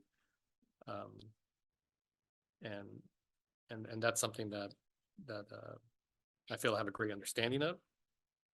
I'm not a spreadsheet type of guy. I don't like reading balance sheets and profit and loss statements, but I do know they're central to any organization, to their fiscal standing. And again, being a good steward of these public funds. I mean, ultimately, that fiduciary duty is to taxpayers for the most part, but the public, and that every dollar in that budget is generally public. And if it wasn't, it is once it gets in there. So yeah, that's how I would answer that fifth final question. Great, thank you.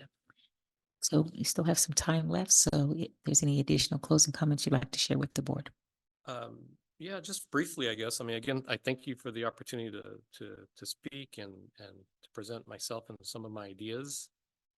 I think this is not only an opportunity for me to, when I wrote down some of my ideas, I called it the Luis Esparza Action Plan, or LEAP, because I know we're a big fan of all these acronyms, and there's more in some of our materials than even in the military. But I think LEAP might have already been taken also. But some of the things that are in this action plan of mine relate to education. Again, the thing that I think should be the central focus are increasing those scores and across the board, not just for certain demographic levels. The board and the district, as well as staff and teachers and everybody involved, needs to be applauded for some of the recent gains that have been made. But there's still some of those numbers that just are glaring and strike out at me when it comes to math and literacy and so forth. I also think it goes to creating that ideal environment for learning, that there's a place in public education for learning etiquette. That could be as simple as mat placement at the dinner table, or even proper behavior online. I also think that there's a place for financial literacy, teaching children about the basics of having accounts and how credit cards work and so forth. As well, and there's something that came to mind just from being a lawyer, is that there should be a link with our legal community, whether it's field trips to the courtroom, having judges come speak at the schools. There's a lot of different ideas that I think could help engage our students and maybe get them interested in stuff that they otherwise wouldn't be interested in. Some of the other ideas I had relate to facilities, the safetiness of physical safety at the different schools, whether that could be something as air filtration, nutrition. I'd love to see the gardens in all the schools. It'd be great to have some of the produce made and juice them on the spot, and the kids can either enjoy them or teachers can. So those are just, again, some of the things that are in my action plan. And there's many more. I'll happy to talk offline. And I'm also happy to provide the ideas if not selected.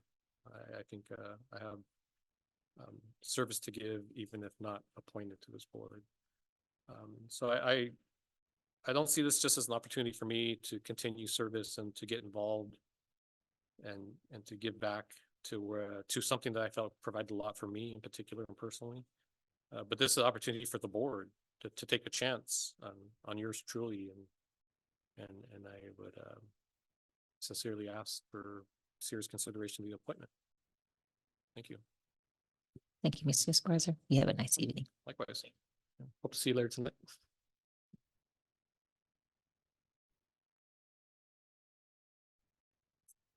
Absolutely. Just want to welcome and thank you for being here. So this process, adjusted however you need to do that. Yeah. So this interview will take about 30 minutes. We have the questions that were provided ahead of time, as well as they're on the table for additional looking if it's not clear. Each board member will ask one question at a time. We have about 30 minutes, and you can include in that your opening and or closing statements throughout the time. So we could start with your opening statement, introduction. All right. Well, Happy New Year. Happy New That's Year. the first thing. Thank That's you. very important. Thank you so much for the invitation to come here to speak with you. as you know, my name is Jill Geldbach. I am a wonderfully blessed mother of 3 children. One is 5 years old, and he started elementary school in the Santa Barbara Unified this year. And my other one just turned 4 today. And I am a product of public schools in California. And as a English learner, as an immigrant here, and the wonderful education that I received has propelled me to a position where I am now back in Santa Barbara and able to help the community through my foundation, and also to be able to give my time to this board as an interim board of trustees when I heard that there was a need, because that is my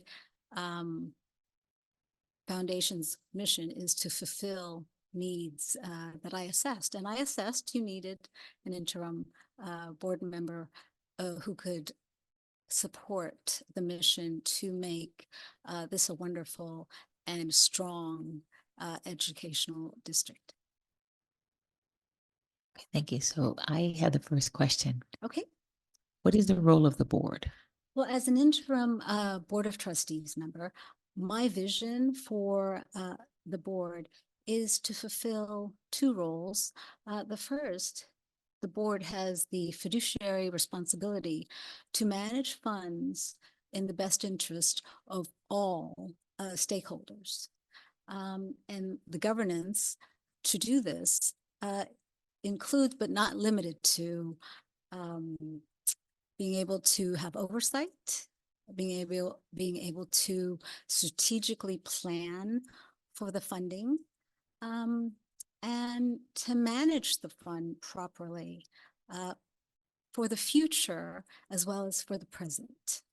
Now, the second role of the board, I believe, is very important. This is the way I run my board and also my foundation.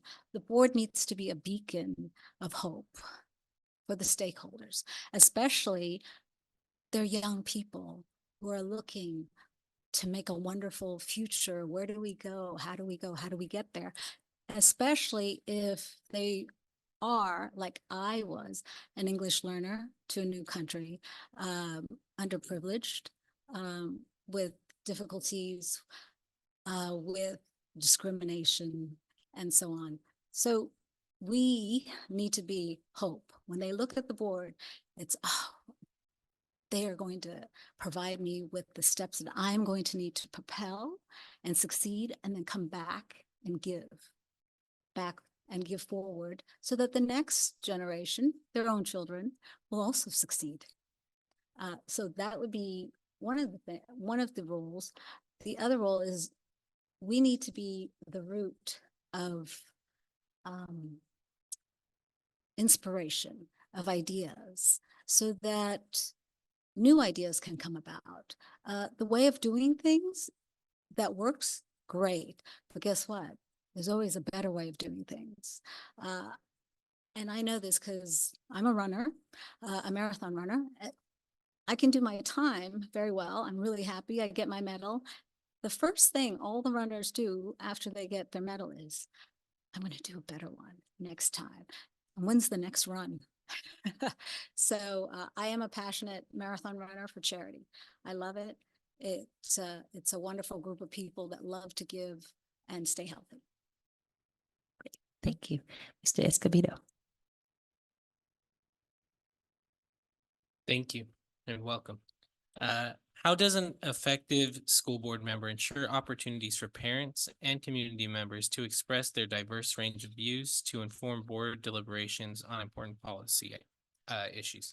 Well, the whole existence of the district is to serve the stakeholders, the students, the community, the parents.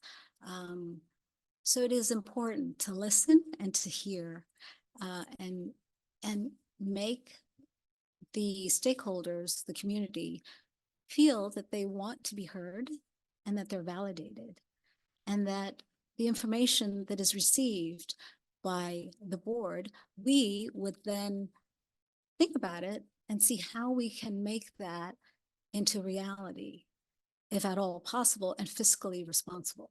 I think it'd be wonderful to have the ability for people who are passionately wanting to speak one-on-one with a board member to have that open door through appointments. And it doesn't have to be to the entire board. It could be to one board member that rotates, and then that board member would then come back and speak to the entire board of what he or she heard. And that way it could be an exchange rather than 90 minutes of saying something, or 3 minutes, or saying something to the board and then walking away. A nice conversation is an exchange. They talk, we talk. And then we take notes and we take it into consideration as you would with your friends or family. Now, if one-on-one is, I think it's wonderful. I love one-on-ones.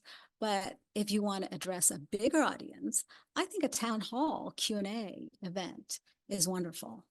That way it is a Q&A, question, answer. And it would be the same process. You get in line, if your name is picked or your question is picked, then you ask, and then you are given an answer. And if you're not getting the answer that day because information requires research, then there will be a follow-up. Someone will call you and follow up. I think that's wonderful. And of course, polling of what is it the public wants is a great idea. It works in private and public. All companies now poll, what are you looking at on the internet? What product are you interested in? And that could be the same with education. What do you want? Because isn't education the best investment of all? So I would love to bring these wonderful, innovative, fun. And I also think it's fun because socializing is fun, and learning. It's hard to learn from a screen, but it's really fun to look at somebody in the eye and say, who are you and where are you? You're fantastic. Where are you from? And that's what's exciting. And I think that would also help, in my experience, to connect community and to bridge somebody is different from me. But when you talk to somebody, oh, you have that in your culture? I have this in my culture too. And I think that one-on-one in-person exchange is a wonderful way to get a census. And then based on that, I would make a vote, depending on that, balancing it with fiscal possibilities. And that's what I would do. Mr. Banning? All right, next question. Please identify a recent board decision that you felt strongly about and describe how you would balance community concerns, student needs, state and federal law, staff considerations, and your personal values and beliefs to determine how to vote on the issue. Well, thank you for that question. Well, I thought about this question since it was given to me before. And I could go many ways, but I decided I'm going to attack the one that is the hottest thing on the ticket right now, the negotiations with the teacher's salary. Now, I think that education is the greatest investment that we could make, because my foundation's mission statement is education does not discriminate. It will uplift an individual to their desired position. And so I believe, as a public school beneficiary, that is important, yes. And I would listen to the community concerns, and you need to balance it with fiscal responsibility, because you may want something, but is it affordable? So there's a bridge that you can come together with. And the greatest outcome of any negotiation is that both sides walk away not getting everything they want and to be content with it and to understand that it was done in good faith and that whatever that is decided for the teacher's raise now must not break the future of the school district. So that is an understanding that has to be taken to heart. And then at the end of the day, realize that we all walk away as stakeholders and a community, and you all give your time because you care.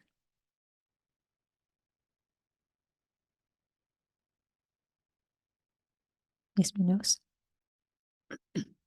Okay, can you give us, let's see, talk to us about your experience with collaboration when there's a difference of opinion? Yes, I'm married, so that's a lot. That happens a lot. But by the way, I'm very proud to say my husband is the PTA president. So, well, Abe Lincoln, somebody who was on the top of the list when I was a little immigrant coming from Vietnam that I admired and I aspired to be. Abe Lincoln put together a cabinet of people who believed opposite sides. And he did that on purpose because differences of opinions and beliefs open the opportunity and cultivate new ideas. And it's great to listen to new ideas because it's something one had never thought of before. Now, to be open to this idea, I have learned the great joy from centenarians through my research and work with the Department of Aging and studying the elderly population in America. That as they got older, they realized, I don't know everything. And isn't that wonderful? Because then I have so much more to learn. And they love to listen to young people, people of all ages, new ideas.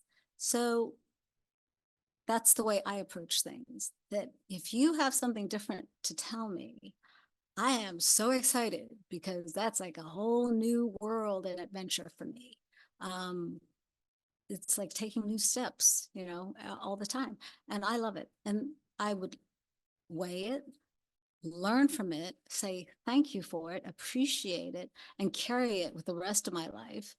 And then based on that, I would weigh and do my best to respect the knowledge of the opposing person and see where I can come to, again, the middle, where I don't walk away with everything, the other person doesn't walk away with everything, and we end up in the middle of something new.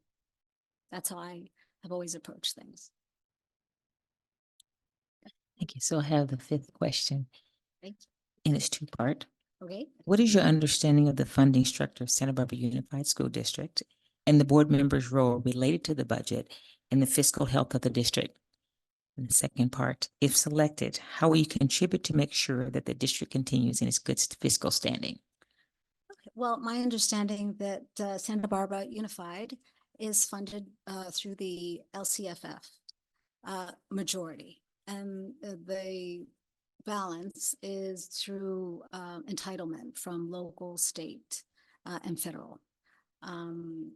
And I think it's important to be fiscally responsible. It's important to follow the projection and make preempted steps to prevent catastrophic financial situation, but also to utilize every opportunity to bring revenue into the district. Federal, local, federal, state, and to be responsible to have a reserves that we are confident to be able to put forth a future for tomorrow's children, and focus on education rather than cuts or deficits and not being able to provide, and also to be able to provide for those with the most at-risk situations in education, and to help them climb that hill and propel them to, again, give back to their world in the future. And the second part was, If elected. as an interim Board of Trustees member, I would make sure that spending is done responsibly. I do that with my own foundation to make sure that we have a reserve, that we do not spend. I would make sure that the district would not spend any money wasted, because waste, money saved is money earned. So I would make sure that there is no waste. And that way, that means we just earned something we didn't have to spend to assist on another program. And to make sure definitely to have a reserve above what is asked, mandated. So perform above what is asked. That way, on a rainy day, we don't feel it as much as someone or another entity that did not. Thank you. So that was the last questions, but we still have time. Feel free to add any additional comments you want to share with the board. Well, I believe that it would be a pleasure to help the board fill this position in the interim, to make sure that the democratic process is strong and you have an even number. So an odd number of a faithful, honest, and honorable member that is a beneficiary of this district, because our family is in it and we support the community as well as the schools. So if I can help, I'm here and I'm happy to do it. And I am capable with my, I have a master's in urban affairs and urban planning that specializes in nonprofit organization. And I started my foundation from $1. And I'm quite aware of the board's responsibility, and I take it very seriously. And truly, in the end, I do value education because I've seen how it has helped me and propelled me into a position where I can volunteer and I can help and I can support my community. And I love young people. I think they are our future. And if I can help them, I'm more than happy to do it. Well, thank you, Jill. Thank you. For your time and for your responses. Thank you. You have a good Thank you, evening. and thank you. All right, take care. Okay, thank you. So that candidate, before we take our break, so the board will take this time to take a break, and we will return for our 13th candidate at 7:50 when they're due in, so a little bit before then.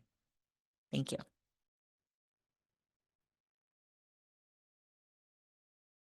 Okay, good evening and welcome back. We are starting with our 13th candidate, Mr. Galicia. Now that, okay, just want to make sure I'm pronouncing that correctly. Thank you for being here and welcome as well. So this process is about 30 minutes that will include opening and closing remarks that you want to say to the board. Each board member will ask the questions one at a time. They're also there in front of you for if you need to have them repeated or a little bit more clarity.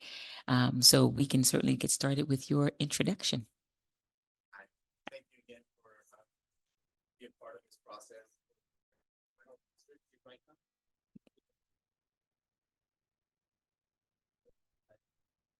The light's on now. No. There we go. Well, thank you again for allowing me to be a part of this process. And I know that you all have a lot of work to do for tonight, so I'll keep it short. My name is Dr. Mario Galicia. I am a educational research consultant. I am about to start teaching as a adjunct faculty member at Santa Barbara City College. I have a number of years of teaching at UC Santa Barbara as well, after finishing my PhD there in the Gewurz Graduate School of Education.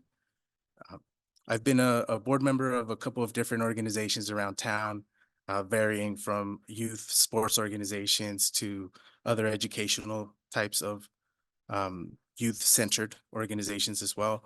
So my heart and my work, my passion is definitely with the youth and the community. And so, you know, I stand before you or sit before you as it is, you know, just trying to see how I might be able to be beneficial towards the development of the school boards next year and all of the important issues that you have coming before you. Okay, so I have the first question. What's the role of the board? I believe that the role of the board is to advocate for students, right? First and foremost, I believe that keeping our students in mind, their development is always at the forefront of our conversations. Again, supporting and advocating district educational programs, and also the public education process, whatever that looks like from now until we're done serving our terms, right? But I think that those are the main focal points of being a board member. Thank you. Mr. Escobedo? Thank you, and thank you for being here. The second question is, how does an effective school board ensure opportunities for parents and community members to express their diverse range of views to inform board deliberations on important policy issues? That's a great question. I know that parent engagement as well as community engagement is often something that school districts struggle with, whether it be at the local level at a local school, or whether it be at the district level with just a holistic engagement crisis, if you will. So having this opportunity for parents to present themselves as being helpful, I believe is one of the most valuable components that we could consider.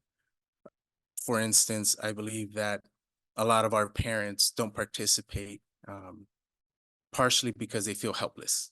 They feel as though they might not be able to help, given some of their working class backgrounds. Maybe their children are first generation.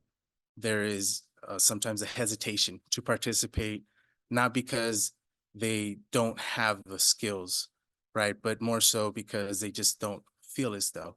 And sometimes validating that through allowing parent participation in schools, whether it be in the classroom and during instructional time, as schools tend to offer right now, or being in an extended role, serving on committees such as ELAC or PTA or a number of the other committees that the school district holds.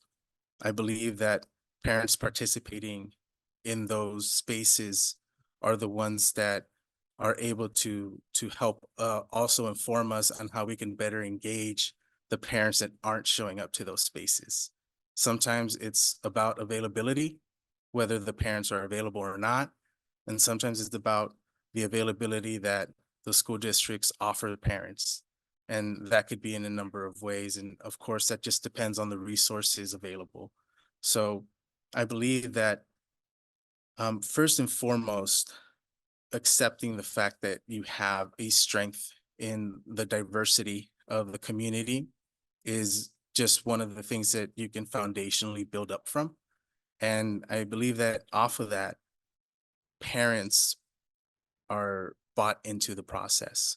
Once you validate and provide a value for their culture, their background, it's a welcoming space for the parents now.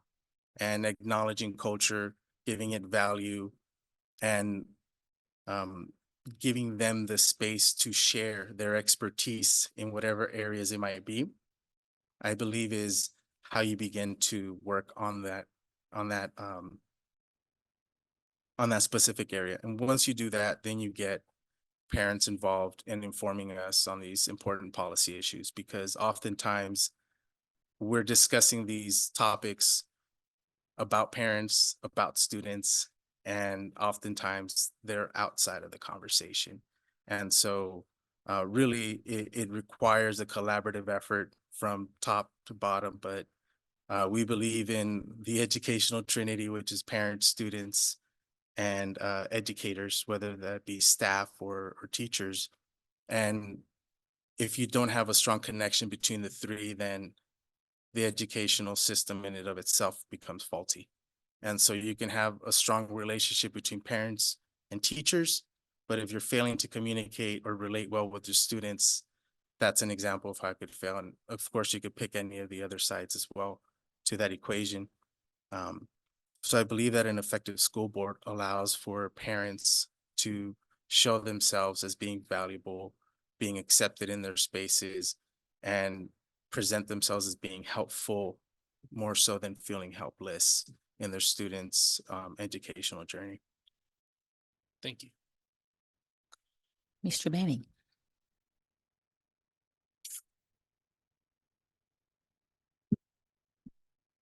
Next question is for you to please identify a recent board decision that you felt strongly about and describe how you would balance community concerns, student needs, state and federal law, staff considerations, and your personal values and beliefs to determine how to vote on the issue.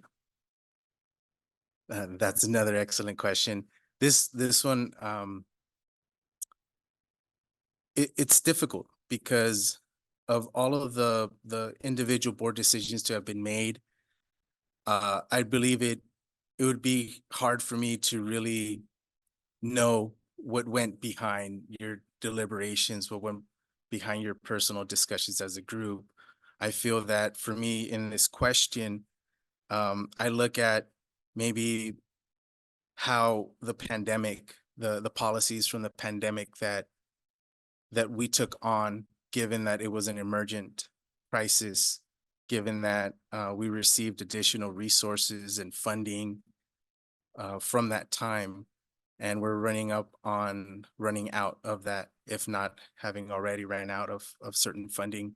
And the board decisions as far as how do we remain as competent as a school district? How do we continue to offer our students the same resources and opportunities that they've had over the last couple of years, given the additional funding that we've had from the different entities? I believe that that's more where our school board and the decisions are headed.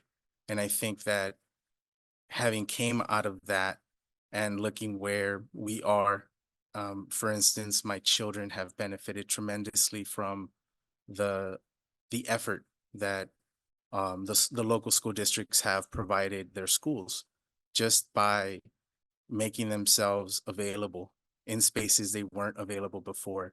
Technology, right? The Zoom era is here. And for some of our students who have health issues, for some of our students who might have other socio-emotional issues or other traumatic situations at home, maybe finding a way of keeping these distance education programs viable and available to them, that's of importance for us. Moving forward, you know, how do we find ways of replenishing that funding that might be gone? How do we work together to use our personal and community networks to help foster a greater sense for education for our students? I think that the board decisions that have led up to where we're at now have all been greatly informed. And I think that they've been with the students in mind. And so that's why I say that it would be hard for me to like really take an oppositional view. But for me, how this board interacts and uses a situation such as the one coming out of COVID-19, where you have so many different entities, right? You have the state and federal departments that are part of the process. We have our local governance, we have everybody. That in and of itself is just one issue that would grapple all of those areas in it together. Ms. Munoz? Hey, what's your experience with collaboration when there's a difference of opinion? I'm sorry, I laughed because I'm married.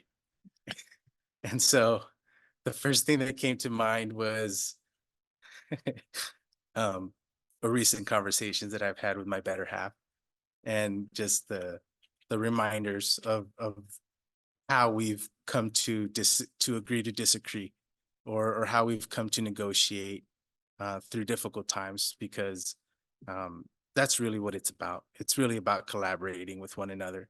And some people might be more invested in certain interests versus others.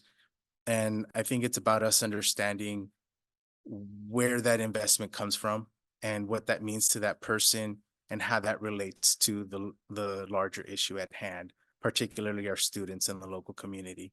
So my experience with having worked with folks in differing arenas extends beyond marriage. Of course, I'm an academic. I've been in academia, and opposition is something that we deal with in my area of research with social justice and education. And so again, I've come to a space where it's really about creating conversations to find spaces of opportunity and to empower those people that feel as though they're helpless and maybe out of the conversation or overwhelmed with the helplessness that they're experiencing.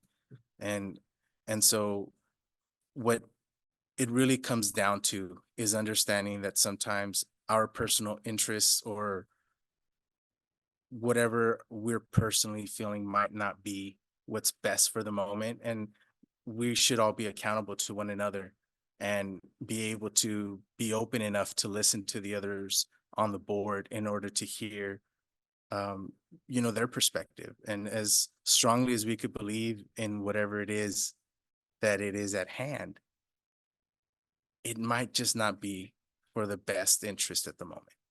And I've seen that on both sides of any argument. I've seen people who were right in the moment not be right enough to have something started, and just having to develop patience to understand when the right moment is. And I think that, picking and choosing an argument isn't really an option, but really learning how to discuss and create dialogue amongst each other is more important. Right. I believe that knowing where we're coming from and the goal where we're headed should be common. It should be communal amongst us. So, anything that gets in the way of that, we should be able to discuss it through. Okay, I have question number 5 with 2 parts. What is your understanding of the funding structure of Santa Barbara Unified School District and the board member's role related to the budget and fiscal health of the district? If selected, how will you contribute to make sure that the district continues in its good fiscal standing? My understanding is that our funding structure is that of the LCFF, and that funding primarily comes from property taxes that are locally garnered. And along with that, we also have the LCAP that is, of course, you all are extremely familiar with that document. And I believe that that's the guiding force for being fiscally responsible, for maintaining fiscal health of the budget. The LCAP is the beacon, if you will, of guiding.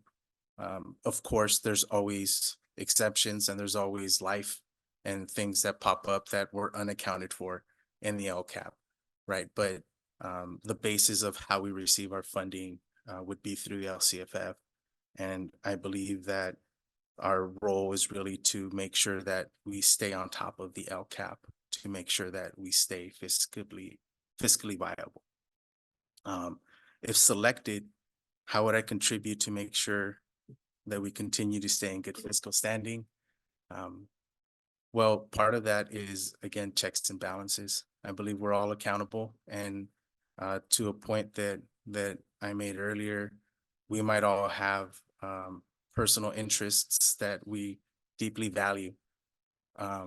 If it doesn't align with what we're doing, with what the plan is at hand, then, then we move with the plan. And you don't take it personal, because none of this is personal. We're all here for the kids. We're all here for the families and the community.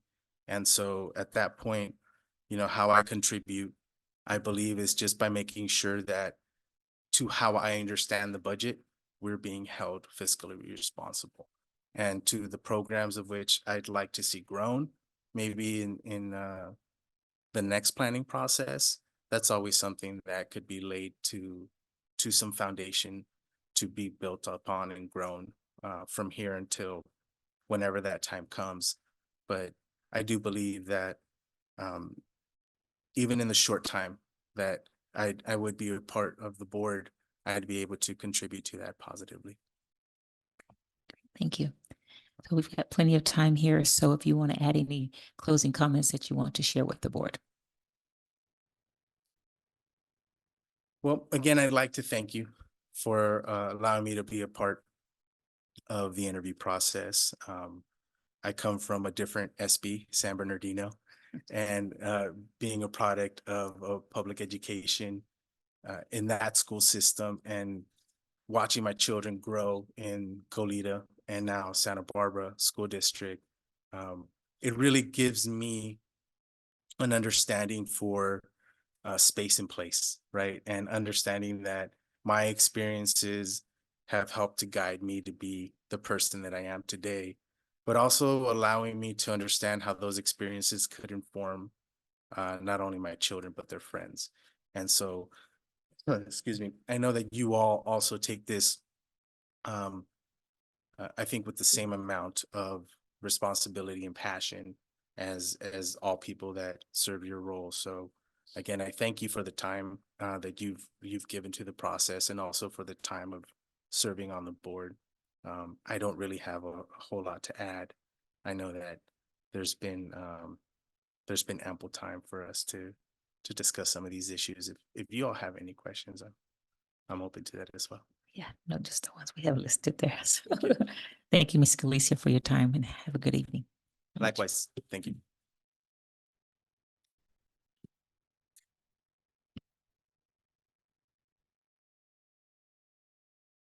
Fair amount of time before our next candidate is due in at 8:22. So take this time to make your notes, comments. Good evening, Mr. Gribble. Thank you. Thank you for being here. Thank you. Yes, so we'll have about 30 minutes for this interview process, where the board members will ask one question at a time. The 5 questions are also right in front of you if you need clarification on what's going on there. And within this 30 minutes, you have time to do an introduction and or at the end to have some closing comments. So we can start with your introduction if you'd like. Sounds good. I want to make sure I pull this up.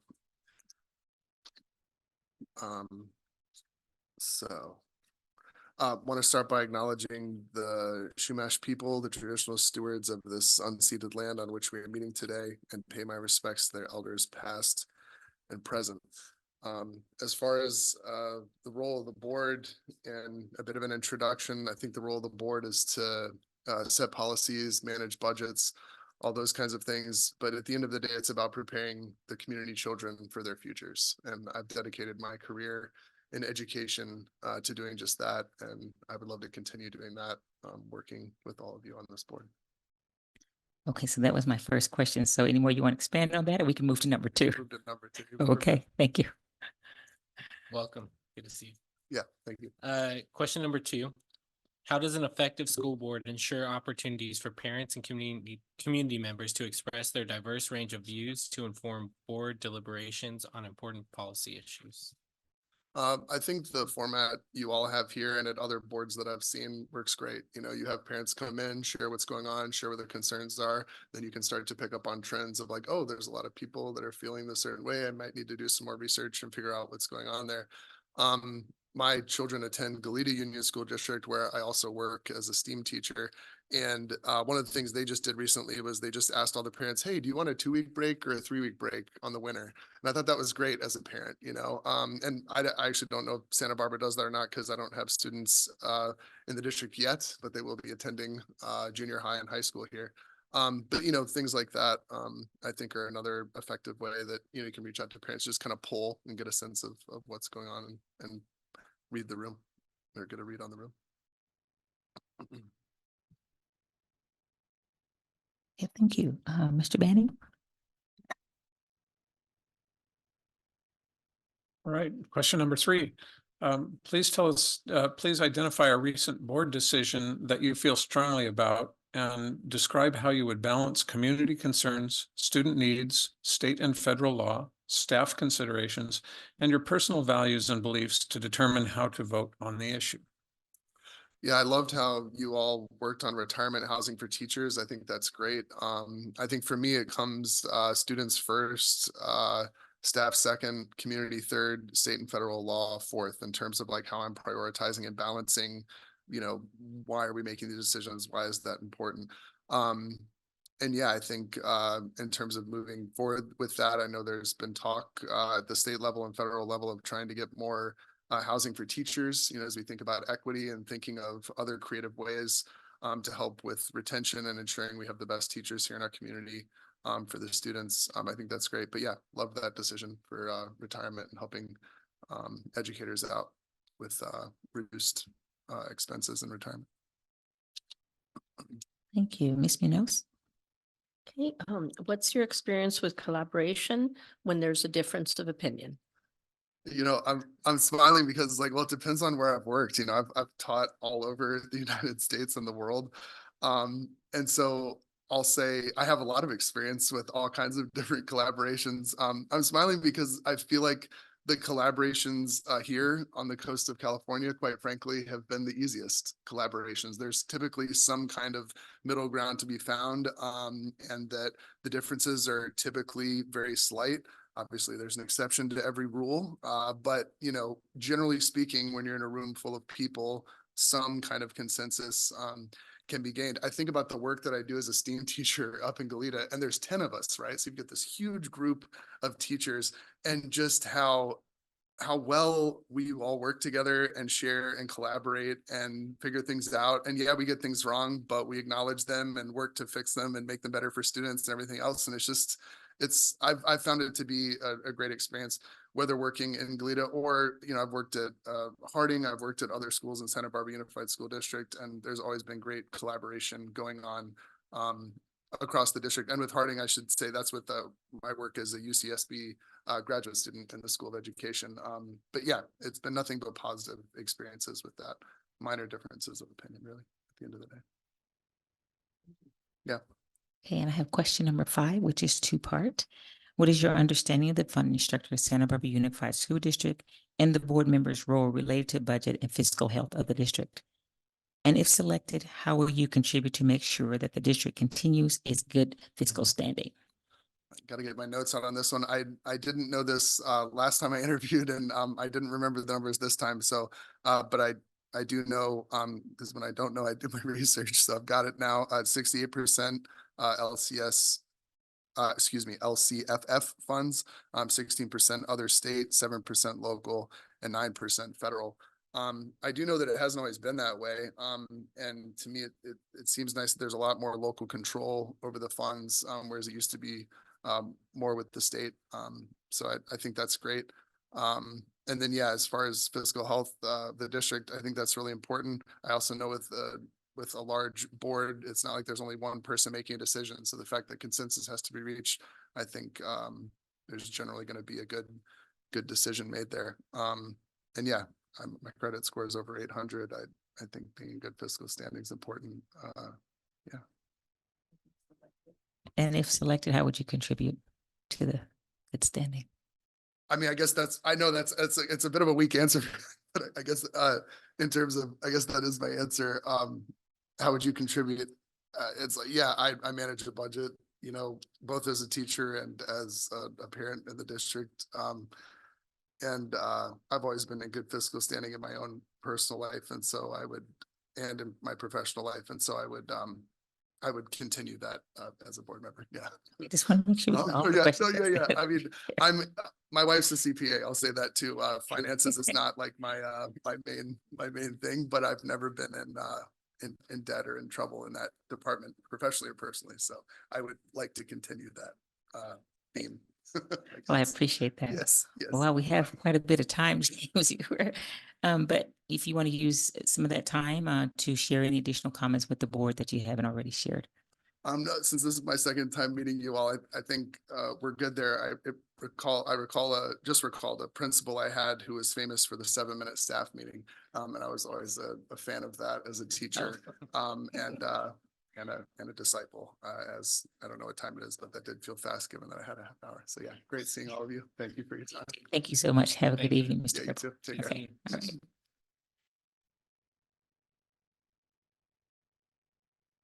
Okay, so that concludes all of the 14 candidates that we had to interview over these last 2 days. Wow, so take a breath. So we have time as we start to look at this. So first, on behalf of the board, I'd like to say thank you for all the candidates that came and shared their thoughts with us and answered our questions and just committing to wanting to be a part and joining this board. So we're going to be taking a few minutes to review some of our notes, and then we'll be then going through our deliberation and bringing forward what candidates we want to discuss for appointment. So bear with us here as we look at our notes and figure out what we're going to do and bring forth.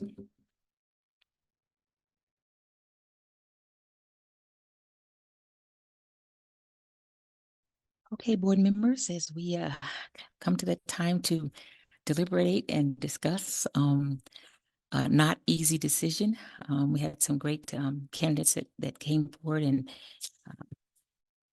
gave us good ideas and gave their perspective how they would be able to join this board. There was a lot that was being said from the historical piece, lived experience, all set the things to take into consideration. And so looking forward to this discussion tonight. And it's always nerve-wracking to discuss it in public, but that's how we do things. So anyone want to start with maybe their number one candidate they'd like to, Mr. Escobedo. So I wrote some notes in the break, and as you mentioned, I just want to express my absolute appreciation for all of the applicants. We had so many applicants that I think really met the mark for what we would expect of a great board member. And especially for myself, it was really difficult. And I was looking for someone that this is a 11-month appointment, and it's a quick 11 months, Yep. as I can say from sitting on this board for 13 months. And so before I even get into who I selected, I wanted to acknowledge, because I haven't had a chance in an open meeting to acknowledge my appreciation for Virginia Alvarez and her service to this board. As someone who came here 13 months ago, I know that the last couple of months her presence has been missed by me. She was an advocate for all of our students, and she really made us critically think about the approaches that we take to support the students that need the most and have the most barriers, and disproportionately historically have not been served the most. And so I want to acknowledge her because in that 1 year period of time, I learned a great deal, and especially in the topics that I needed it the most. And so I wanted to express my appreciation for her and say that we had candidates who fit that same vein of dedication, that put work into their applications, into the answers that they had both last night and tonight. And I was really looking for someone who could hit the ground running, because it's going to be a quick 11 months. It's a really big period for our school district, for this board, and quite a few candidates met that mark. And for me, the candidate that most comprehensively met that mark was Sunita Beal, Dr. Sunita Beal. It was clear to me that Dr. Beal has been a committed parent in the school district. The level of depth that she gave us in her answers were so detailed, and there was clear research in her answers. And most importantly, it came across to me that she shares the values of this board. And it's something that I'm proud about this board, is that we do have shared values. From her emphasis on early childhood education and the identification of the potential lifelong benefits for our students, if we really focus on making sure that from TK through second grade, that they're able to read, that they are where they need to be to, and you preach this a lot, President Sims-Moan, about really taking advantage of that period, because it's so fundamentally different when you look at child development. And so the fact that she was really called that out in her answers, all the way to talking about giving and recognizing the power of giving our students ownership in their education, and talking about building education around interest so that when our students graduate, they have some agency over their future, that when they graduate, they have, if it was a four-year institution that they wanted to go to, if they wanted to go to community college, if they wanted to go into career technical education, that we should be setting up those opportunities, those pathways for them, and then giving them the agency to decide for themselves, and also giving them the agency to change their mind. And she called that out, and that was really powerful to me. I think I say those things understanding that this is an 11-month appointment, and I know that that 11 months is going to go by quite quickly. But the answers, the depth of the answers, demonstrated the values and perspective of someone that I think would strengthen this board for what is going to be a very big 11 months for us. And so with that, I would like to nominate Dr. Sunita Beal. Thank you. Mr. Manning, or whoever wants to talk about that? Mm-hmm. So there's a nomination on the floor. Yeah. What is, how do we move from here? That would be the number one candidate, and that's being up for discussion. But what I'd like to see is each of us who we would nominate, and we can discuss, going there if that's the will of the board, or if that's a clarity of the board. If there's something, another process you would like to see. No, I there. just want to Okay, make yes. clear, because sometimes when there's a Absolutely. nomination, I guess we don't get to a second until. Correct. Oh, Yes. all right. Okay. Yeah. Gosh, I had, having sat there a year ago, I understand how nerve-wracking it is to be there. I understand that my position as someone that has been in the superintendent chair of a board for 5 years prior to this, doesn't fully prepare you for this. It's a fascinating situation, and I will I want to start also by acknowledging probably the person that's among the most important to putting me here, and that's Virginia. I knew her in Goleta. I knew her son through the Rotary program and things like that. And I've known her through Schools for Sound Finance and the work she did with business and budget. And she's an incredibly important voice. And the board was fortunate to have her for the short time that we did. And I'd like to join the voices of appreciation for her and say I also miss her presence on the board.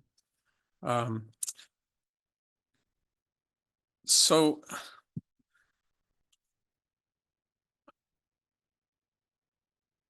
I have to be courageous and tell you what I'm really thinking here. I've looked at all kinds of things. I've thought about the fact that I'm in a seat that I can't run for.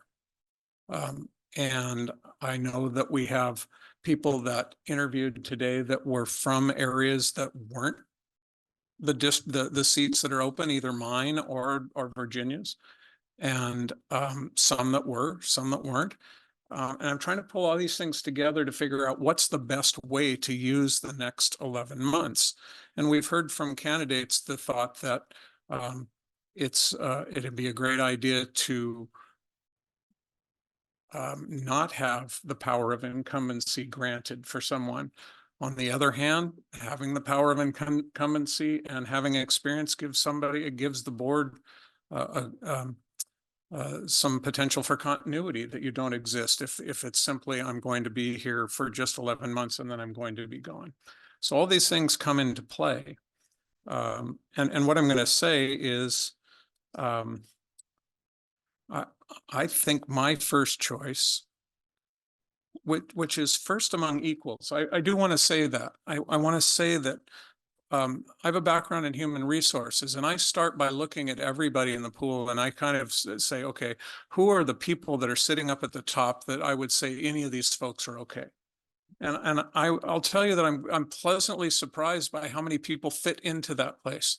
There is not a single person that spoke to us in the last 2 nights that didn't have something important to offer that could make this a better district. There's no question about that. The question of finding out who is the most well-rounded and who will serve the purpose for an 11-month period. With all of these pieces in play, my first choice is for Kate Parker. And I would, I don't know if it's to move to nominate or whatever, she would be my first choice. Ms. Munoz? We will discuss all of them as we look at them. Yeah. So. Yes, thank you. And I also appreciate the willingness of so many candidates to come forward and offer to be involved with the board. You know, we've certainly been in the media in terms of all the struggles, the decisions that we've made and so forth. And just to say on pretty short notice, I will be available. I will serve my community and I will serve the students of Santa Barbara Unified. It is pretty extraordinary. I'd also like to give recognition to Virginia Alvarez, who was on our board and that I learned a lot from in terms of gosh, her background in financing, her background as being, you know, someone who came to this country and learned the language and such. And, you know, I know, gosh, when I first met her, we found that we had a lot in common in terms of making it, you know, as young students who did not speak the language and such. So I certainly want to give her that recognition. She put in many hours on the board and gave a lot of thoughtful insight into our students getting equity, you know, out there front, you know, in the forefront and such. I've also given a lot of thought to the candidates that we've had and just been very impressed by the caliber of candidates that we have and their reason for wanting to serve. And they're showing their vulnerability to us and talking to us about their own experience and what they see that we could do in terms of an improvement as a board and just being willing to be part of us, to join the 4 of us here and make us a full board again. I have, gosh, I also, like, as Mr. Banning said, I brought it down to four candidates in terms of their background, in terms of the emphasis on data, arts, education, and so forth. I think that continuity is of importance for us. From my understanding, I could be wrong, you know, and this is where I think it helps if we discuss this. Kate Parker is a very strong candidate. And I think she serves in one of the, I think in area 2, but I could be wrong. I'm still trying to figure out that map and it's been, you know, a while now. Her, just in terms of her knowledge, her preparation, she's taught many of us with her history with the board and then also serving on Santa Barbara City College and such. And her emphasis on protecting the plan for the arts for our students in the, you know, in the years to come. And I was impressed tonight by her bringing up, communicating with the person that you have the most difference with, which is like, hey, I should, that is a very good point, because that's where you learn. That's where you learn from each other and what, how are we best going to serve our students? So I do second, I also agree with Mr. Banning's selection in terms of Kate Parker being able to come in, be on the board and serve, from day one and such. The other candidate that I also think is a very strong candidate is Mr. Galicia. In terms of his strength, his being in touch with the community and his social justice and inclusiveness. I really like that he, one, has the data and the background in education. In terms of saying, when we asked him about different opinions, that he said, yeah, you could have a different opinions, but sometimes it's not the right time. And that's certainly something that I came across on this board myself when we had an issue come up and it was questioned in terms of, Rose, why aren't you in favor of this? And I just didn't feel it was the right time. And he had the courage to say that. He has children in the district and is focused also on the most vulnerable in the community. And how can we hear all the voices in our student community and parents? Thank you. It's interesting in terms of have now sitting on this 8th year of the board, having to see this and now coming through the 3rd appointment to look at that, to be able to see that. I don't know if that's a curse or a privilege, I don't know. But to be able to sit here and see this coming, and also this is also an opportunity for us to see who's out in the community, want to come in and serve and want to come in and join, as you mentioned, Board Member Menes, about the struggles that we've had as a district, very public struggles, and still want to come in and be a partner in here, joining us, being a strong governing team that's able to join it and bring things forth. A lot of things that I heard throughout this time was about communication. How can we do it better? And offered a lot of solutions as to how we can do it better. And so as I thought about that, but before I go there, I want to also just add my acknowledgement to Board Member Alvarez, and obviously through our voices, and that also was expressed through public members coming forward, just the influence that she had with this board. So that lets you know that that voice and what she brought here is not gone. It'll be here. I used to have a county member who always was the fiscal person, and she had deep questions about it. So it made me ready. What would she ask? So the question was, we look at budgets, and she was very into that HR. So there's so much that she brought here and asked those critical questions, asked those difficult questions. So she still lives on, and in the sense that her spirit is here with regards to the questions we'll still ask, even though she's not here. So that was a very deep influence, and we certainly want to thank her for her service as being here. With that being said, as I thought about that and heard many things that were coming here, that thought, what do we need again to continue the strong governance? And also, this is a quick appointment. It is about 11 months, and you're either learning, depending on how much experience you're bringing, you're learning there, and how can you be effective as you're learning there to be able to do that. But I was also looking at someone who could also step in here and not just run for these 11 months, but run beyond that. I think that's really important, because, this board, there are 3 seats coming up. And so just what's the depth and what's the long term that we also have to look in folks that are willing to serve that. So I was thinking about those things as well. I was also, quite frankly, thinking, because we've sit up here and heard some conversations that's been not so nice, and say, perhaps people that are coming to join this board, do they understand this side of it? So I was also looking at that, taking those things into consideration, and because a lot of the folks talked about, how do we collaborate? How do we listen better to be able to represent the community voice, the student voice, the teacher voice? How do we do that? And we know, sitting up here, how difficult that is.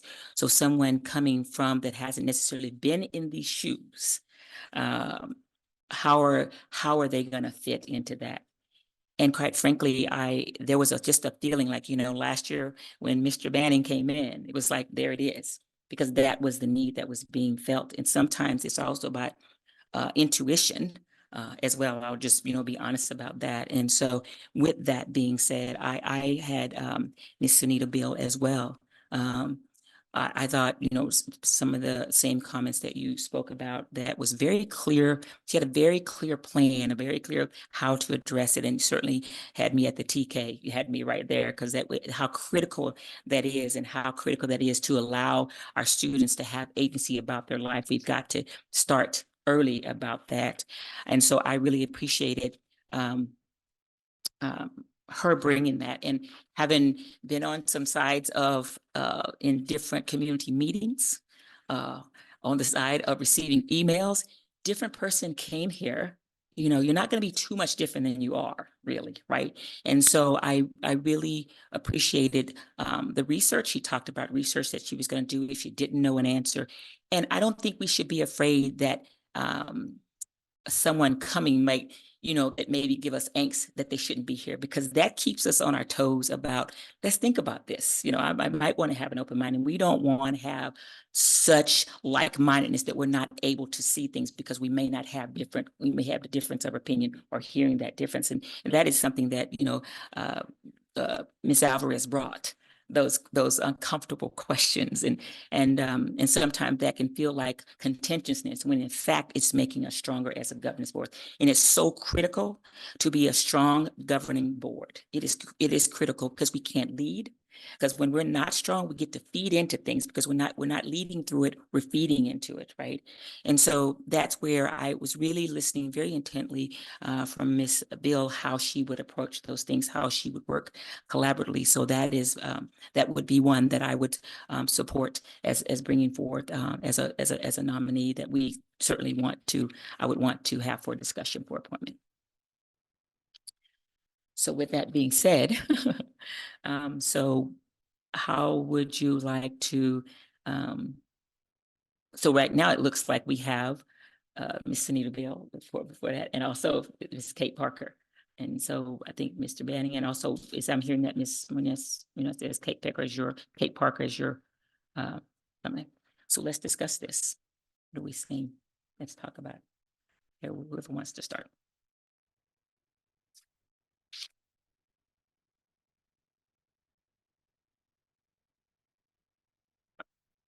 I just want to say again how impressed I was with so many of the people we heard. I have 4 people at the top of my list that I think any one of them over time could become a strong board member.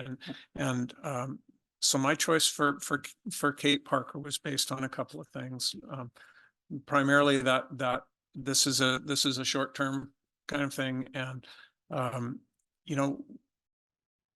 we have the potential of strengthening during that time. Now, she is not in an area that's open for next year, I believe. Yeah, I'm not sure. And so that there's a question there. I think one of the things that your nomination of Dr. Beal brings forth is that she is in an area that will be open.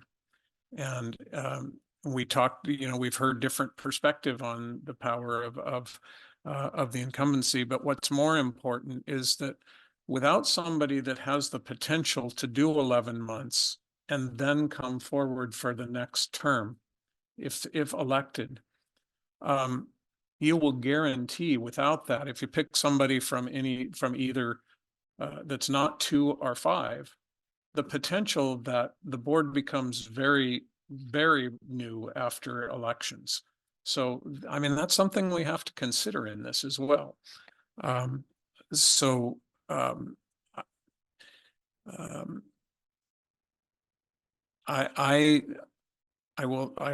can be convinced. As a matter of fact, I don't know Dr. Beal well. She hasn't been terribly present in the last year. Maybe that's a longer term thing. So maybe we know more than what I've gleaned there. So my initial rankings or ratings have to do with, this is somebody I'd be comfortable with immediately. And then the next one is, this somebody I need to know a little bit more about? And that's where she falls for me. She wasn't in my top 4 of these are the ones that I would feel comfortable with, but convince me. I can be convinced. That's why she's a 2 and not a 3. Appreciate that. I would just add to your comment with regards to, she is in an area where the position is open, and I think part of she did say that if she would She said she would run. he would run Yes, for election. yes. So that's that other piece with regards to the continuity that you spoke about and not being a brand new board in the midst of that. So I would add that she would do that. Yeah, with regards to, she's been on our literacy and all those, that voice mostly coming through email, less of it this year. Perhaps it may have gotten in the middle of, we got some loud things going on right now. So that doesn't mean that she hasn't been in those pieces. But I also appreciated what she said, which was very important, because we are in the middle of labor negotiations. Part of that, she understood that she's in the middle of that and brought that too, with regards to, I understand what we can and cannot do and how we're going to work. That also really piqued my interest as well. Yes. Coming to that, you're in the middle of that, and that's something we need to do to, again, to understand someone who's living that experience and understand it, because sometimes, when we're going through these things, we may feel disconnected, or the board may feel disconnected from what's happening on the ground. But when she said that, that was very clear that she's right in the middle of or going into it, and she understood what it would mean on this side to be able to do that, because and also from the perspective of, in her case, professors or doctors, I'm not sure what the titles are, but that struck me as well too, because that's hitting the ground running in your understanding from both perspectives. And I think that's really important right now in the midst of what we're going on. Some may feel that we've lost perspective as a board because we may not be experiencing it on the ground every day and living that experiences we may have had in the past. So that's where you saw me saying that 2 things in terms of that, her experience going through it and understanding that we have to balance it, and there has to be, we want to be fiscally responsible, not for this moment, but for those moments on, and that she would be willing to run on beyond this time. Thank you. I appreciate the information. Anything else? Or I think that's where, like, the continuity, is of importance to me, because as we know, like, we're going to have, 2 board positions open, and so forth, and just the future of our board. The other 2 candidates that I thought were very strong, one was lived on the east side and one on the west side. So I was concerned about how, really in appointment of 11 months, like, you kind of look at like 9 months really to get some significant work done. And that's where I think that that Ms. Parker would be, a real strength in terms of common.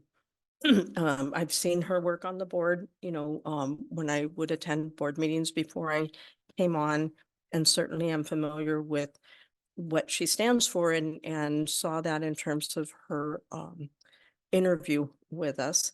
I also saw that with Mr. Galicia, that a voice would be, one, he lives in Goleta. From what I understand, it would be Ms. Alvarez's, the vacancy is in that area. And then just being in touch with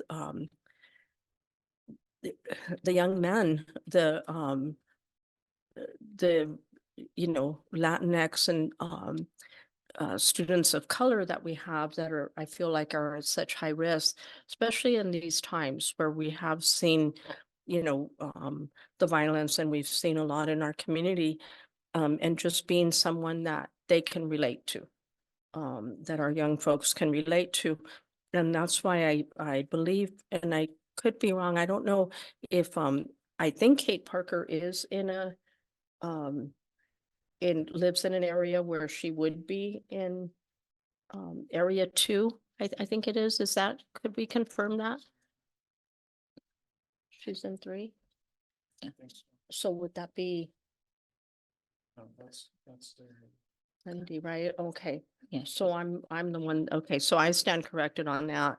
That's where I'm looking at, like, the strength of the board going forward and a voice that we can benefit from, that our students and our community can benefit from in terms of the inclusiveness and the strength, so that many voices that are not heard are heard. The other candidate, I just want to mention, the other candidates that I felt were very strong were Ms. Toms and Ms. Gomez. Both of them very, very strong candidates in terms of Ms. Toms talked about like the data-driven solutions, had great insight, local and world background in mental health and special needs and diversity and inclusion. Ms. Gomez is outstanding, also an interest in arts education, very well prepared. She did her homework before she came to speak to the board. So those would be my, I just want to offer that, and we did have, I mean, we could, gosh, the first night, like we could have easily chosen more candidates. And that's where I wish, God, we have two positions, we'd really strengthen our board right now. However, that's what I was feeling. Mr. Escobedo. Yeah, I think I appreciate the perspectives that you both shared. And for me, as I was looking at this, I was also looking at it from the perspective of I know what the learning curve is, and it's not that far back ago that I can remember about, okay, what were some of the skills? What were the skill sets that I leaned on the most in order to get to the level of understanding that I'm at right now? And, I really felt that Dr. Beal demonstrated the skill set necessary. There was so much nuance and balance in the answers, and talking about something as complicated. It is really complicated subject when talking about school finance. And when she was discussing the reserves and the balance of having a reserve as a basic aid district, and what are some of the consequences when you're talking about labor negotiations, to your point, President Simone, that balance was actually probably the skill set that I leaned on the most when starting on this board, and it helped me the most. And I think that the level and depth of knowledge that she would be starting with, her learning curve would not be anywhere close to mine. And I really think that when you look at her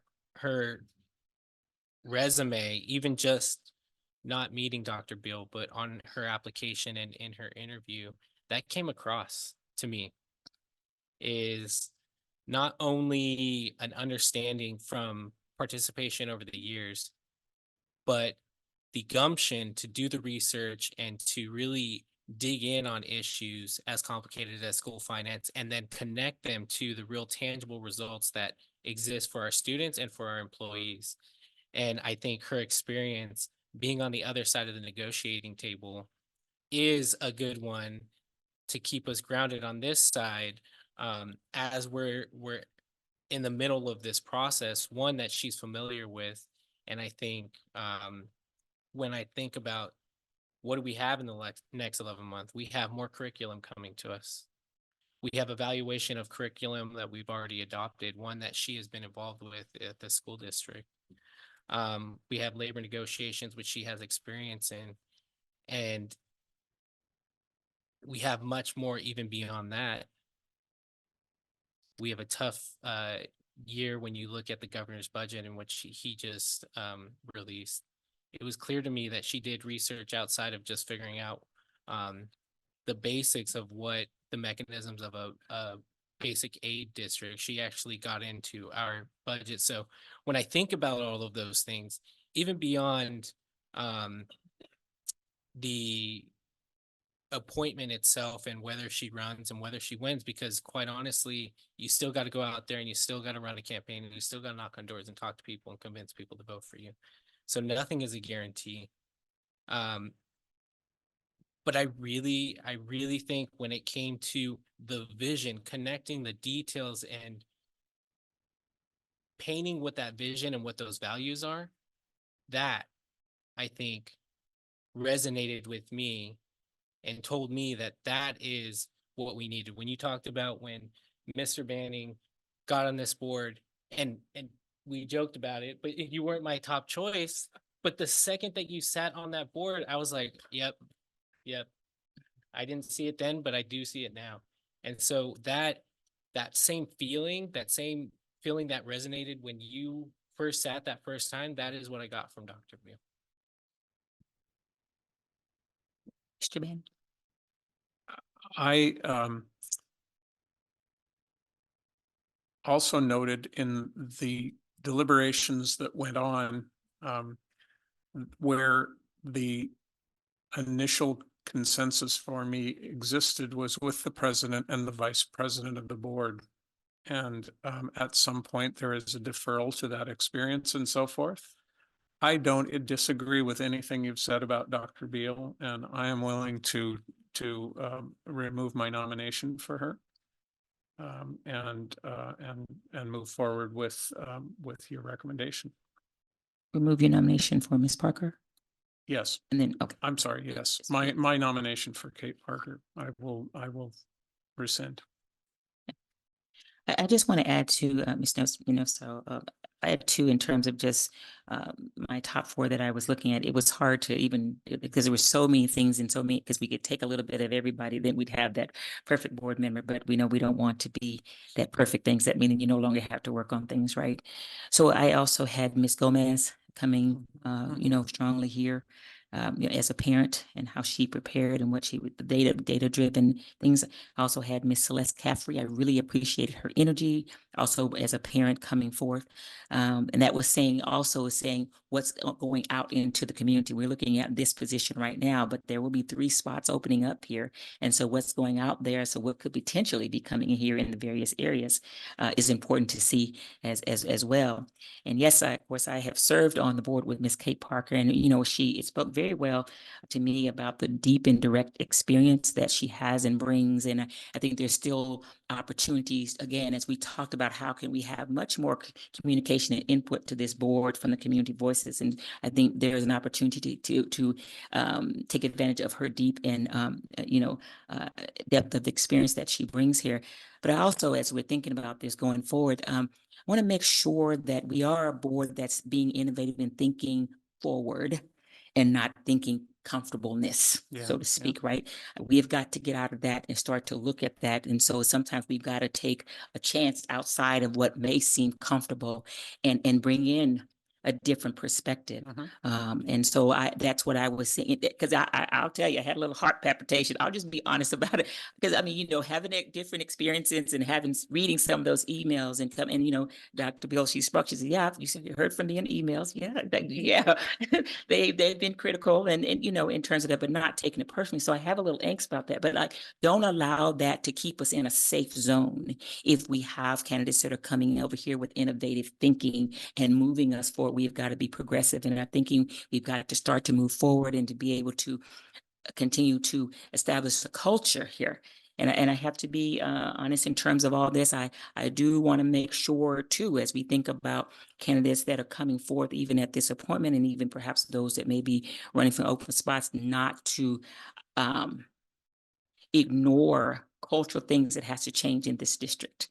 It's very, really important, folks coming in and how do we do that, starting to look at that early. We don't lose sight of that very thing that has to happen that moves us forward in this as a board, as part of our policies and part of our goals to do so. So I think Dr. Bill also brings, when she talked about literacy, Ms. Munoz, you talked about in terms of the literacy and giving equal opportunity, creating equity. We're starting early literacy. That also includes how do we making sure that we're including our parents, because parents are critical in terms of the success of their students and understanding how they can help and to support their students. So she brings a lot of that piece there. So that's where you see me moving more toward that.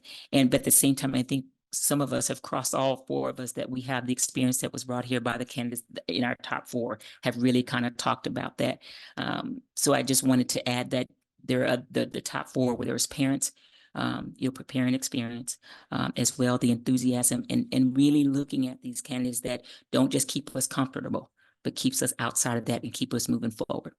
So, Yes, I could certainly, I appreciate, the discussion, and as they say, we're all here wanting the best for our school district, right? To have a strong board.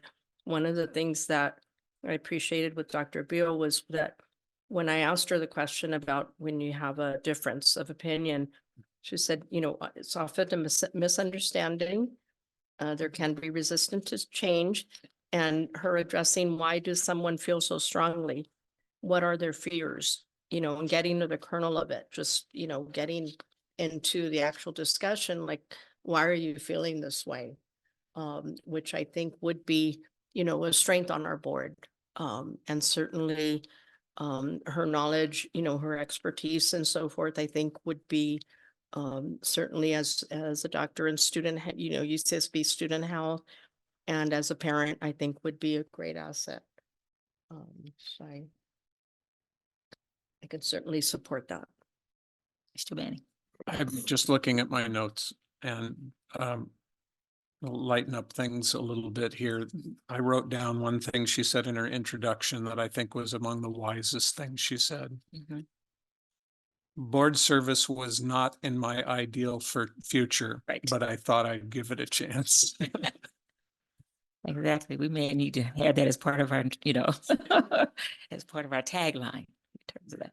Absolutely. So board members, do we want to continue to, before I call for, we can start for Anise to call the initial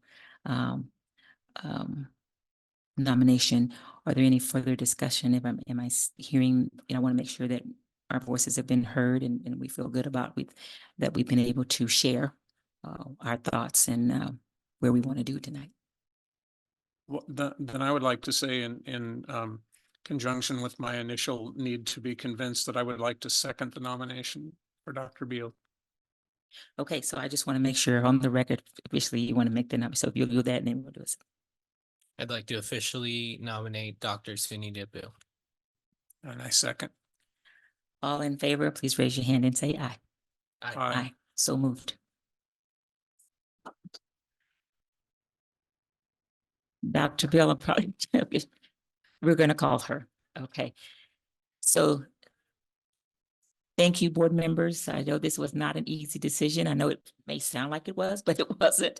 I appreciate, again, we cannot express more our appreciation for the candidates that came and shared their thoughts. And as I was thinking about it, we think we can do a summary of that, but I'm saying staff can do that, but do a summary of the things that was brought forth and how can we incorporate those things. To also say there's so many good ideas that we could come and maybe start to look at it. We can address one that I heard for sure was about making sure we're connecting with the community, that they're feeling heard, different avenues to do such that, and so we can start to work on those things as well. So if we can, watch this back and we can do a summary of those things that we think we can tackle that makes sense. Again, that makes us this very strong governance board. It's really critically important. I think we've done a good service to this board by the nomination and approval of that nomination tonight. So congratulations, Dr. Sunita Bill, you'll call her, and let us be the first to congratulate you. She's calling her now. Okay. All right. So, Dr. Maldonado, where are we now in the process? We've done that. So, are we waiting for her to get here? So she'll. Okay. Okay. Okay. So, board members, you can take a moment for some self-care until we get here to do that. Okay. Thanks. Good evening, everyone. I will be administering the oath of office to Sunita Beal, who has just been selected as our next board member. Thank you so much for your service and for being here with us tonight. Do you, Sunita Beal, solemnly swear or affirm that you will support and defend the Constitution of the United States and the Constitution of the State of California against all enemies, foreign and domestic, that you will bear true faith and allegiance to the Constitution of the United States and the Constitution of the State of California, that you take this obligation freely without any mental reservation or purpose of evasion, and that you will well and faithfully discharge the duties upon which you are about to enter. And I am going to ask you to raise your right hand. Okay. I, Sunita Sudana Guntabil, do solemnly swear that I will support and defend the Constitution of the United States and the Constitution of the State of California against all enemies, foreign and domestic, that I will bear true faith and allegiance to the Constitution of the United States and the Constitution of the State of California, that I take this obligation freely without any mental reservation or purpose of evasion, and that I will well and faithfully discharge the duties upon which I am about to enter. Congratulations and welcome. Please join me in Thank you. welcoming Sunita Biel. Thank you. Thank you.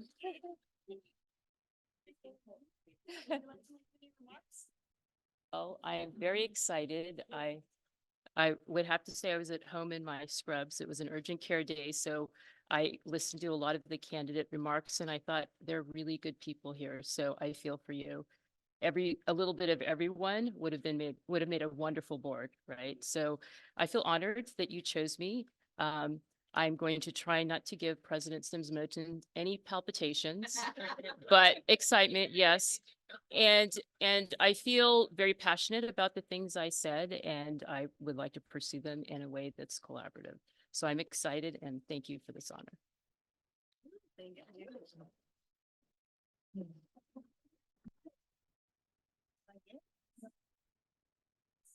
So thank you again. But you're in urgent care, so I'm at this place that has palpitations. I got a doctor who can necessitate. They weren't big palpitations, but you know, palpitations. Yeah. I was just gonna say they weren't big palpitations, but she's a doctor, so in case I really had a heart attack, she'd be here to be able to do that. So thank you so much. I just appreciate you being part of our discussion, really, and being transparent about what we're doing, and we know that we're on the right track to be able to do it. So thank you for being here, and we welcome you bringing, what you're bringing in your passion as well. You had me at TK anyway. So anyway, so with that, we'd like to adjourn this special board meeting January 10th, trying to go back, January 10th, 2024, with the appointment of Dr. Sunita Biel. Thank you so much.